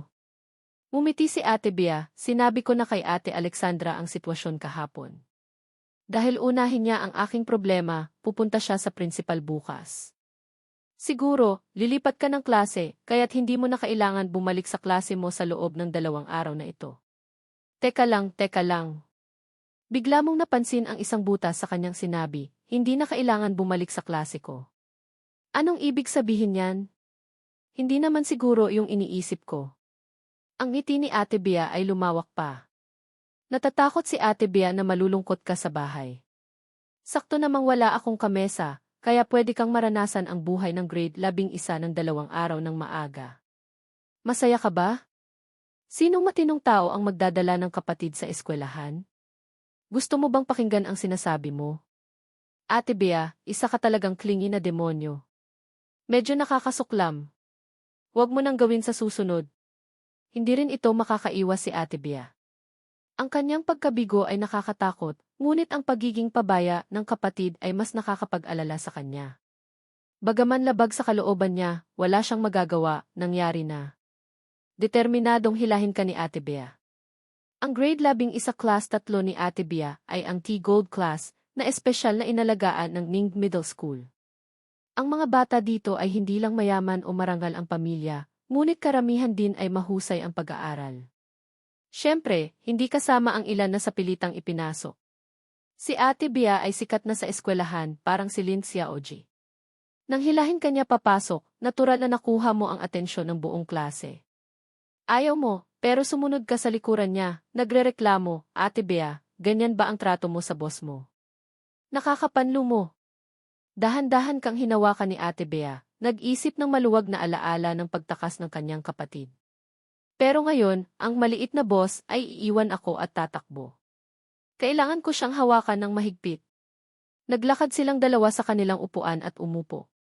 Ang upuan ni Ate Bea sa klase ay nasa gitnang row, malapit sa bintana. Ito ang sadyang pinili niyang pwesto para magandang tingnan. Kapag nagpapalusot sa klase, napakaganda ng ilaw. Ikaw ay nakasiksik sa loob. Ang nasa harap mo ay si Chris. Nagulat siyang tumingin kay Ate Bea. Ate Bea, bakit mo dinala ang kapatid mo? Nakipag-usap ka ba sa advisor natin, si Amy Kui? Baka bigyan ka niya ng suntok. Hindi ba't pupunta pa lang ako para makipag-usap? Naglakad si Ate Bea ng mailihim na ngiti. Nagpaplano akong mag-report sa kanya pagkatapos kong gawin. Ang advisor ninyo ay si Amy Kui Mao. Ang kanyang 3 views ay naging monumento na sa pangalan na iyon. Sino ba ang nagbigay ng ganoong pangalan? Naku po. Nagpakita ng paghanga si Chris. Ang advisor namin at English teacher ay si Amy Kui Defa. Si Miss Kui Kimao ay ang kanyang nickname dahil sa kanyang kalbo. Nang makita niya ako, malinaw na inaasahan niyang magpatuloy ako sa pagkukwento. Kusa namang umupo ng tuwid si Chris at nagsimulang magsalita. Hindi lang yan. Ang aming English teacher ay si Res Chihuahua, ang history teacher ay si Yuan, ang physics teacher ay si Jingang, ang math teacher ay si Ms. Exterminator, at ang aming biology teacher, dahil mahilig siyang dumura, kaya tinawag namin siyang Amy Spit. Sa simula, pinakinggan mo lang ito ng kaswal, ngunit ngayon, habang nakikinig ka, hindi ka naantok. Sa sandaling ito, isang boses na may halong pag-iyak ang narinig mula sa tabi mo. Paumanhin, pwede ba akong tumingin sa ilalim ng upuan mo? May nawawala kasi ako. Ang babaeng nasa harap mo ay may malinis na mukha, may lambing ng babaeng mula sa Jiangnan. Malinaw na umiyak siya, pula at medyo namamaga ang kanyang mga mata, mukhang kaawa-awa. Hindi ka tumanggi at agad kang tumayo. Sino ang tatanggi sa isang magandang babae na nagtatanong ng malumanay? Nagpasalamat ang babae, pagkatapos ay maingat na naghanap sa ilalim ng upuan. Sinamantala mo ang pagkakataon para lumapit kay Chris, at mahina kang nagtanong, Ate Chris, sino po ang babaeng ito? Pakiramdam mo, pamilyar ang babae. Nagkapatong ito sa isang imahe sa iyong isip, ngunit dahil sa malaking pagbabago sa kanyang ugali, medyo nag-alinlangan kang kilalanin siya. Nais mo sanang tanungin ang babae kung anong nangyari, ngunit narinig niya ang iyong tanong at sumagot, ito si Bella, ang aming class president. Si Ate Bea, kakagaling lang sa pakikipag-usap sa advisor, ay kadarating lang sa classroom, nang marinig niya ang biglang pagtaas ng siyam na tono ng kanyang boses sa kanyang isip, Bella, naku. Talaga bang siya ang magiging business queen sa hinaharap? Si Bella, ang isisi ng Chew Group. Paano siya nagmula sa pagiging isang mahina't magandang babae sa harap ko, naging isang mapagmataas na negosyante sa hinaharap? Nagulat si Ate Bea ng isang segundo. Magiging ganito ba kagaling ang class president namin sa hinaharap? Teka, hindi. Ang Chew Group ay may isang anak na lalaki at isang anak na babae. Hindi ito ang kanyang prejudice, pero sa pangkalahatan, ang pagmamana ng negosyo ng malalaking pamilya, kung may anak na lalaki, ang anak na lalaki ang magmamana. Kahit gaano pa kagaling ang panganay na babae, hindi ganoon. Nagtanong si Ate Bea. Lumapit si Ate Bea, tinapik ang balikat ni Bella na nakayuko at naghahanap. Nakasuksok ang isang kamay sa bulsa, nagtanong siya, Class President, ano ang hinahanap mo? Nang marinig ni Bella ang boses na ito, nagulat siya. Paglingon niya, nakita niya si Ate Bea, ang school big sister, na maihalong pag-aalala. Kasabay nito, medyo nanginginig ang kanyang boses, naghahanap ako ng ruby ring. Ang kasama niyang babae sa tabi ay hindi na natiis, at kusa siyang lumapit para magpaliwanag, ito po ay singsing na mana ng pamilya ng class president, ipinasa mula sa lola ng pamilya Bella sa bawat henerasyon. Kagabi, bago namatay ang lola ni Bella, ipinagkatiwala niya ang singsing na ito kay Bella. Ngunit ngayong umaga, nawawala ito. Hindi na natiis ni Bella, lumuhod siya at umiyak. Ngayon, bumalik ako sa eskwelahan. Sana, aayusin ko lang ang bag ko at pupunta sa bahay ni Lolo para personal na ibigay sa kanya ang singsing na ito. Ngunit hindi ko inaasahan, pagkatapos ko lang magbanyo, pagbalik ko, nawawala na ang singsing. Nang marinig ito ng ibang mga kaklase, nag-umpisa rin silang magbigay ng mga ideya. Paano naman mawawala? Ninakaw ba? Bakit hindi na lang natin lahat suriin ang mga bag natin? Malaki ang tulong ng class president sa atin. Sige, magtulungan tayo sa paghahanap. Narinig ito ni Bella at lubos na naantig. Maraming salamat po sa inyong lahat. Ngunit sa kasamaang palad, matapos ang kanilang paghahanap, wala silang nakita. Halos mawalan na ng pag-asa si Bella. Nagtanong si Ate Bea ng may malalim na pag-iisip, pwede mo bang sabihin kung ano ang nangyari noon? Dinilaan ni Bella ang kanyang labi, bumalik sa kanyang upuan, at kinuha ang isang kahon na kahoy.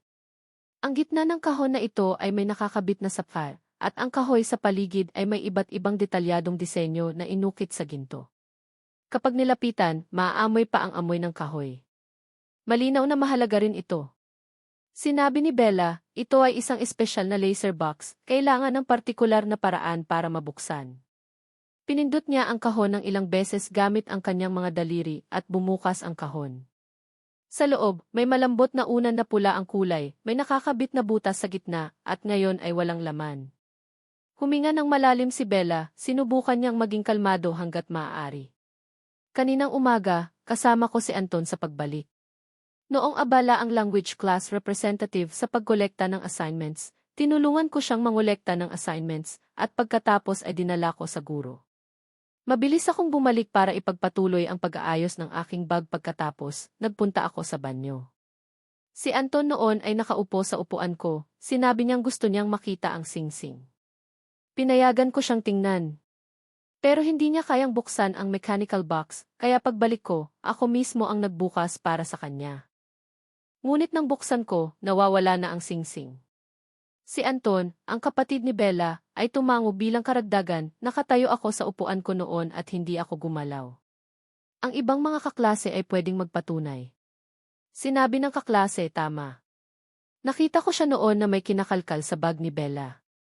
Hindi talaga siya umalis sa upuan niya simula pa noong simula. Puno ng pag-aalala ang mukha ni Anton, parang alam niyang pinaghihinalaan siya ng lahat. Itinaas niya ang kanyang walang laman na kamay, alam ko ang iniisip ninyo. Huwag niyo akong tingnan. Ang ate ko ang unang naghanap sa akin kanina.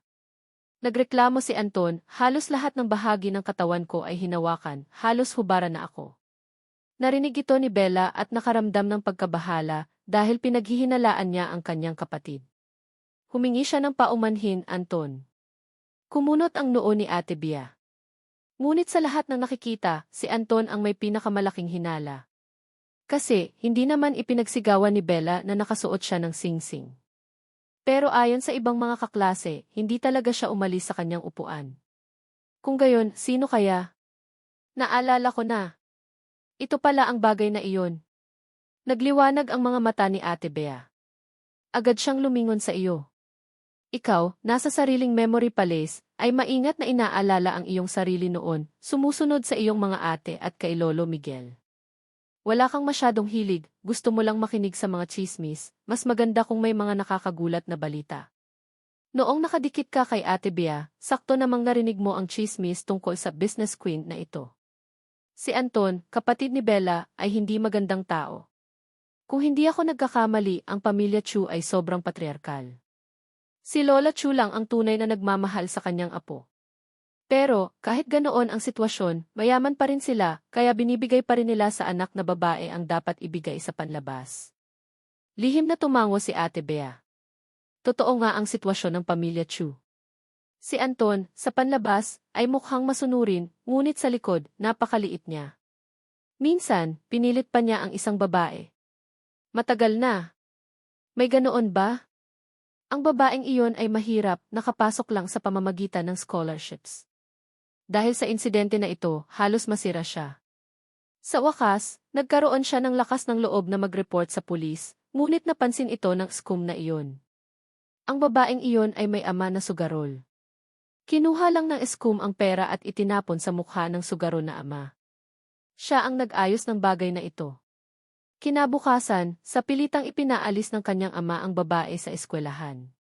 At pagkatapos ay ipinagbili sa isang pamilya sa isang probinsya. Napatingin si Rhea kay Carlos, na sa kanyang paningin ay nagmula sa pagiging tao, tungo sa isang tambak ng basura. Ang taong ito ay talagang dapat nang mamatay. Hindi sapat na sinaktan niya ang isang babae, sinaktan pa niya ang ate niya. Si Carlos nga ang nagnakaw nito.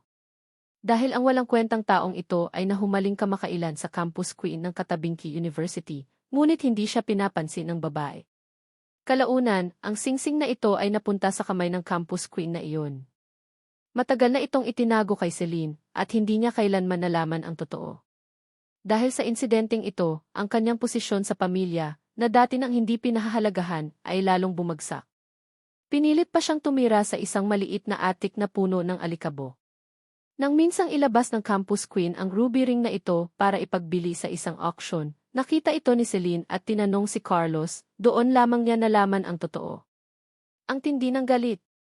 Naalala ang mga naglabasang iskandalo ni Carlos sa social media noon, nagpa siya si Celine na ibunyag ang ilang bahagi ng kanyang karanasan sa pamilya Chen sa mga taong iyon, upang masigurong hindi maapektuhan ang kanyang pinaghirapang kumpanya.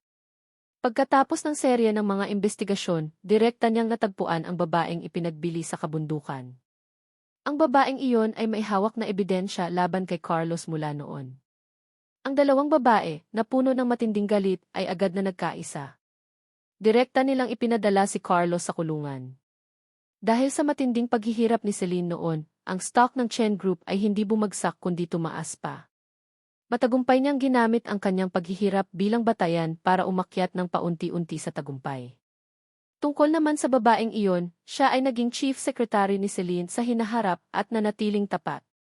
Narinig ni Rhea ang lahat ng ito at nakaramdam ng paghanga. Ngunit, ang mahalaga ngayon ay malaman kung sino ang salarin, pero nasaan ang bagay na iyon. Matagal nang walang sagot, kaya nagpa siya si Ate Rhea na gumawa ng paraan. Kaswal siyang sumandal sa pader, hinaplos ang ulo ng kapatid, tila lubhang nababahala, at nagbuntong hininga, Kiko, nahalughog na namin ang buong klase, sa tingin mo, nasaan kaya? Hindi mo pa naiisip kung paano sasabihin kay Ate Rhea.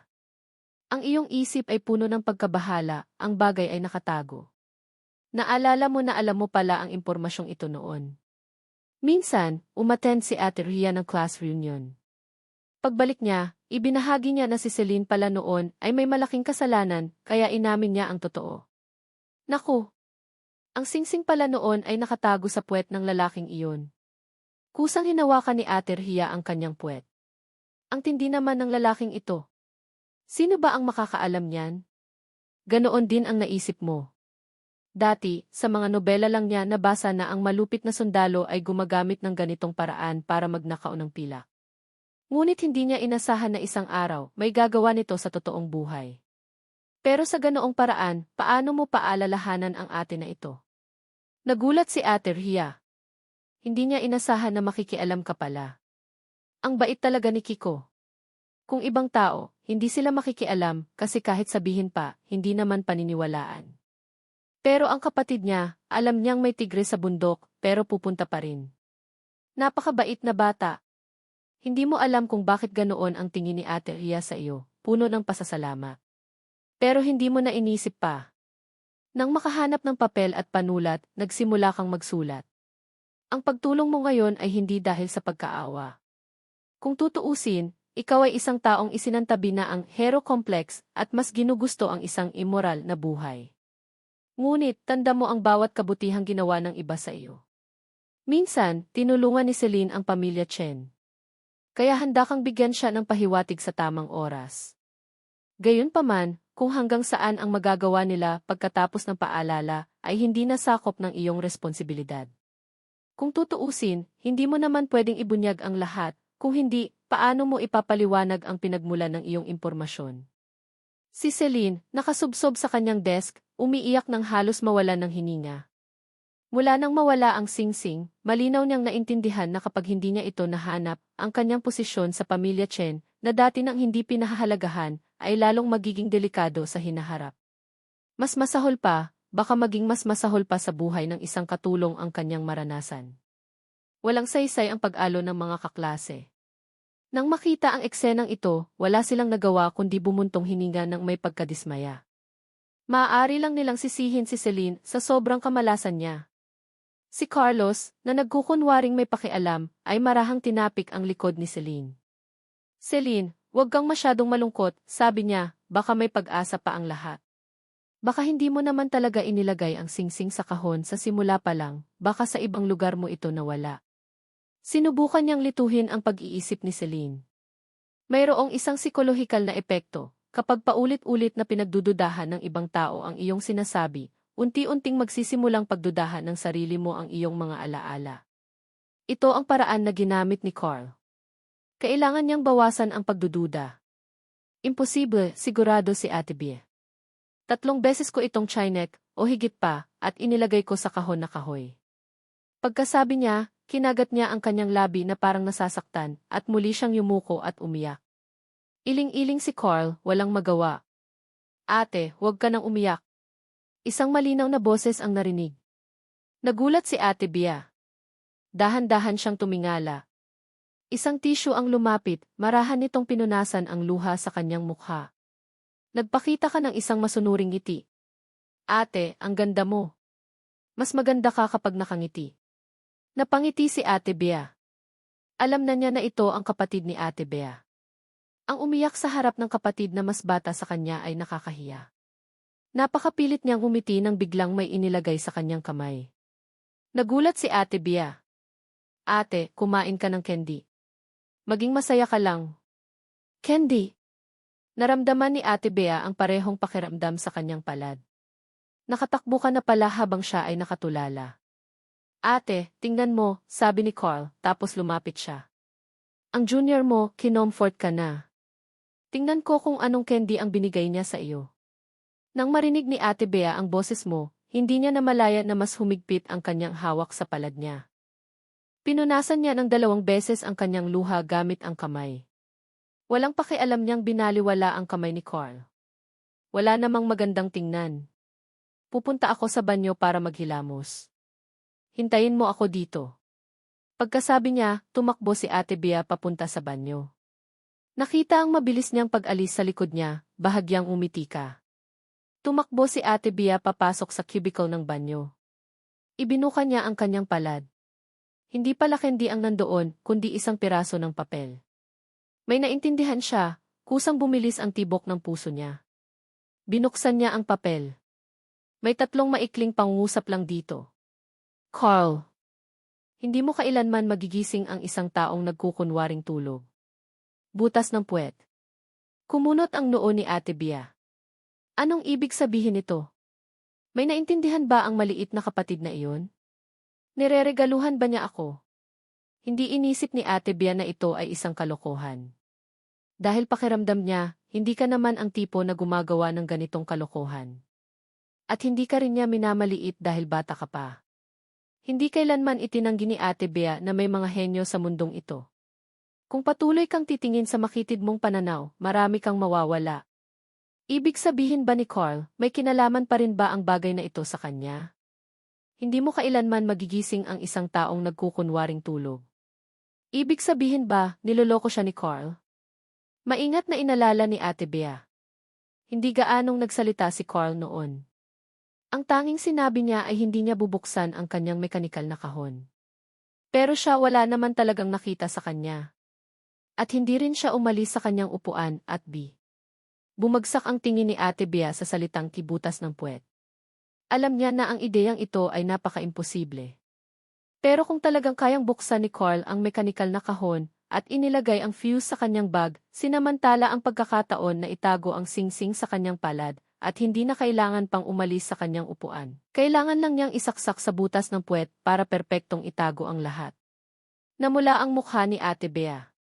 Nagulat siya sa sarili niyang hula. May tao ba talagang kayang gawin ang ganito?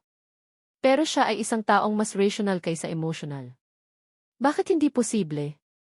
Ang planong ito ay ganap na kayang gawin. Kung talagang ganoon, kung gayon ang kilos ni Carl sa pagkakataong ito ay halos ganap na hindi iniintindi ang buhay ng kanyang ate. Pero ang pagmamahalan nila bilang magkapatid ay hindi naman talaga malalim. Sa katunayan, malaki ang pang-aapi ni Carl sa kanya noong bata pa siya. Kaya lang, sa kanilang pamilya, palagi nilang sinasabi na dapat tiisin ng ate ang kanyang kapatid. Kaya naman tiisin niya ito hanggang ngayon. Mas mabuti nang magkamali sa pagpatay kaysa palampasin. Dahan-dahang pinikit ni Ate Bea ang kanyang mga mata. Ano man ang mangyari, hindi naman mas magiging masama ang sitwasyon niya kaysa ngayon. Wala na siyang atrasan. Kung makasakit si Carl, makasakit na. Saka, masyado niyang kilala ang ugali ng kapatid niyang ito. Ang dahilan kung bakit tinatawag pa rin siya ng kalaban ngayon na ate, ay dahil may posisyon pa siya ngayon. At kapag nawala na ang huling proteksyon, inilabas ni Ate Bea ang cellphone na nakatago sa kanya. Dinyal niya ang isang numero. Lolo, huwag kang mag-alala, maibabalik ko agad ang singsing. Pero may problema ako dito. Pwede po ba kayong magpadala ng 3 bodyguard na kayang utusan ko? Kailangan po, sa pinakamabilis na paraan. Medyo matagal ang pagpunta ni Ate Bea. Pumasok na ang advisor at nagsimulang magturo. Halos makatulog ka na sa pakikinig. Walang duda, ang klase ang pinakamagandang paraiso para sa mga insomnia. Kung hindi dahil sa paminsan-minsang pagtusok ni Ate Bea ng tissue sa iyong noo, makakapagtanghal ka ng biglaang pagtulog. Teka, anong ginagawa ninyo?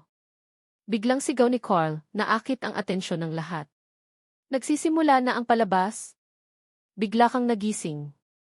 Narinig ito ni Ate Bea at muling nasabi. Darating na, darating na. Kagagaling lang ni Ate Bea mula sa banyo. Umiti siya ng matamis at tinapik ang likod ni Carl. Kapatid, umuwi na tayo. Umalis na ba? Nagulat si Carlos. Akala pa niya, sa tapang ni Celine, hindi titigil ang babaeng ito hanggat hindi niya nakikita ang hinahanap. Ngayon, umuwi na pala. Ngunit nang makarating siya sa pasilyo at makita ang 3 matatangkad na nakaitim na bodyguard, naramdaman niyang may mali. Biglang nagbago ang kanyang mukha habang may naaalala at mabilis siyang tumakbo palayo.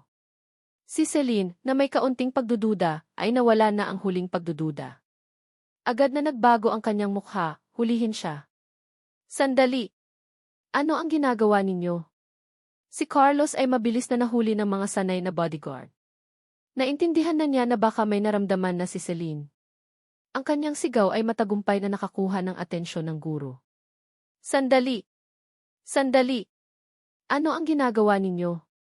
Celine, kumalma ka. May ginawa ba si Carlos? Mabilis na lumapit ang guro at hindi sinasadya ay mas pinanigan si Celine. Lumapit si Celine at hinarangan ang kanyang daan. Sir, wag po kayong mag-alala. Ito ay personal na bagay. Gusto ko lang kumpirmahin ang isang bagay, matatapos din agad. Si Carlos, na nagrereklamo sa likod, Celine, nababaliw ka na ba? Paano mo nagawa sa akin ito? Hindi ka ba naniniwala na magsusumbong ako? Tumaas ang kamay ni Celine sa likod niya, at walang awa siyang nag-utos, harangan ang kanyang bibig. Agad na kumilos ang mga bodyguard. Nanganga ang guro.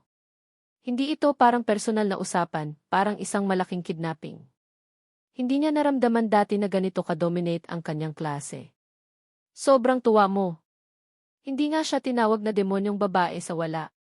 Kahit noong bata pa siya, talagang may dating siya kapag naging seryoso. Si Carlos, na hawak ng 2 bodyguard, ay patuloy pa ring sinubukang sumuntok at sumipa. Ngunit hindi siya pinagbigyan ni Celine, direkta niyang sinampal ng 2 beses, dahilan para maging tulala siya. Sige na, dalian ninyo at ayusin ang bagay na iyan sa banyo. Kailangan ko pa itong dalhin para i-report kay Lolo Miguel. Natanggap na ng mga bodyguard ang utos. Bagaman medyo nakakadiri, magalang silang tumango, sige po, ginang. Nang makita si Carlos na dinala sa banyo, agad na narinig ang nakakapanindig balahibo na sigaw.